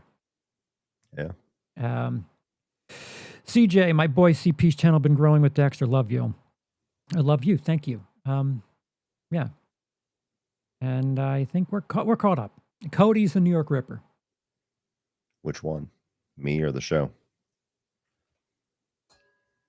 Ooh, why not both? Have a Gemini thing with the New York Ripper. Excuse me, Mads Mikkelsen wouldn't be an unconventional choice. Tell that to television. All right, so thank you. Jacob says Lila is better than Prater. I agree with that too. Me too. I think there are some mid-level other season villains that are better than Prater. Prater's just like the actor is a big deal. Like I think that's the only thing that we're getting fogged vision because the actor's awesome. The performance was awesome all throughout the show. You know, we'll debate on the last little bit there, but that's more of a writing thing. But he, as a standalone character with everything else removed, he's not going to go super high on the list. Philip says, get Nicolas Cage in there as a villain. I don't know if he could toe that line. No. I think he would get too silly at some points. Even Long Legs, the moments where he cages out don't work for me. Yeah. Lone Wolf says, Cody, I want to say thanks. I finally watched Breaking Bad after all these years. Ripper is Giancarlo Esposito or someone similar to Gus. I wouldn't mind. You watched it. Sorry? So I'm glad you watched it. I like the idea of Giancarlo because he was on The Boys for a little bit, right? Mm-hmm. I don't mind him that's an interesting choice. Aaron Paul. Ooh, I'm the Ripper, bitch. All right, Cody, what do you got coming up that is other than, well, give us all your content coming up and certainly Dexter related. I'm sure of it. Yeah, things are about to get nuts for the rest of September. So I have tomorrow, or just tonight, a couple hours ago, I dropped my Conjuring ranking. Tomorrow, I will drop my season review of Dexter Resurrection. And then I assume probably Tuesday, I will drop my Dexter seasons ranked, now updated with Dexter Resurrection. As far as rankings after that, I haven't quite decided. Most likely, I'll do some kind of a character tier list, maybe a top 10 episodes or something like that. I'll get a little creative and try to do at least one or two little rankings. And then I just got back from Halloween Horror Nights in Orlando. I was there yesterday, so I'm going to be doing a video for them. Had a really good time. Last time I did it, I did like an experience vlog type video, and then I ranked the houses. I'll probably do the same thing. And I'm actually heading to, this is ironic for the conversation, I'm heading to New York for the first time. Never been there before, on Wednesday to do something really cool. In regard to an upcoming movie. I don't know if I want to, if I'm allowed to, or if I want to fully disclose, but a movie coming out soon. I'm going to be flown out there to do some video work for them and watch one of the premieres of those movies. And then a week later, I will be in Austin, Texas for 9 days doing Fantastic Fest. And that's just going to be balls to the wall as it always is. We've got Black Phone 2, Shelby Oaks, Strangers Chapter 2, Sisu 2, and a whole bunch of indie films and things like that. So you guys kind of know the deal with that. I'll have reactions. I'll have reviews for ones. I'll do a ranking at the end of all of that. And I don't know. We got The Long Walk coming out too. That'll be this week, this Thursday, Friday. So Friday we'll have The Long Walk review. And Him is the other new release that drops like I'll see the press screener right before Fantastic Fest. So we got a lot of shit coming for the rest of September. It is very funny, ironic.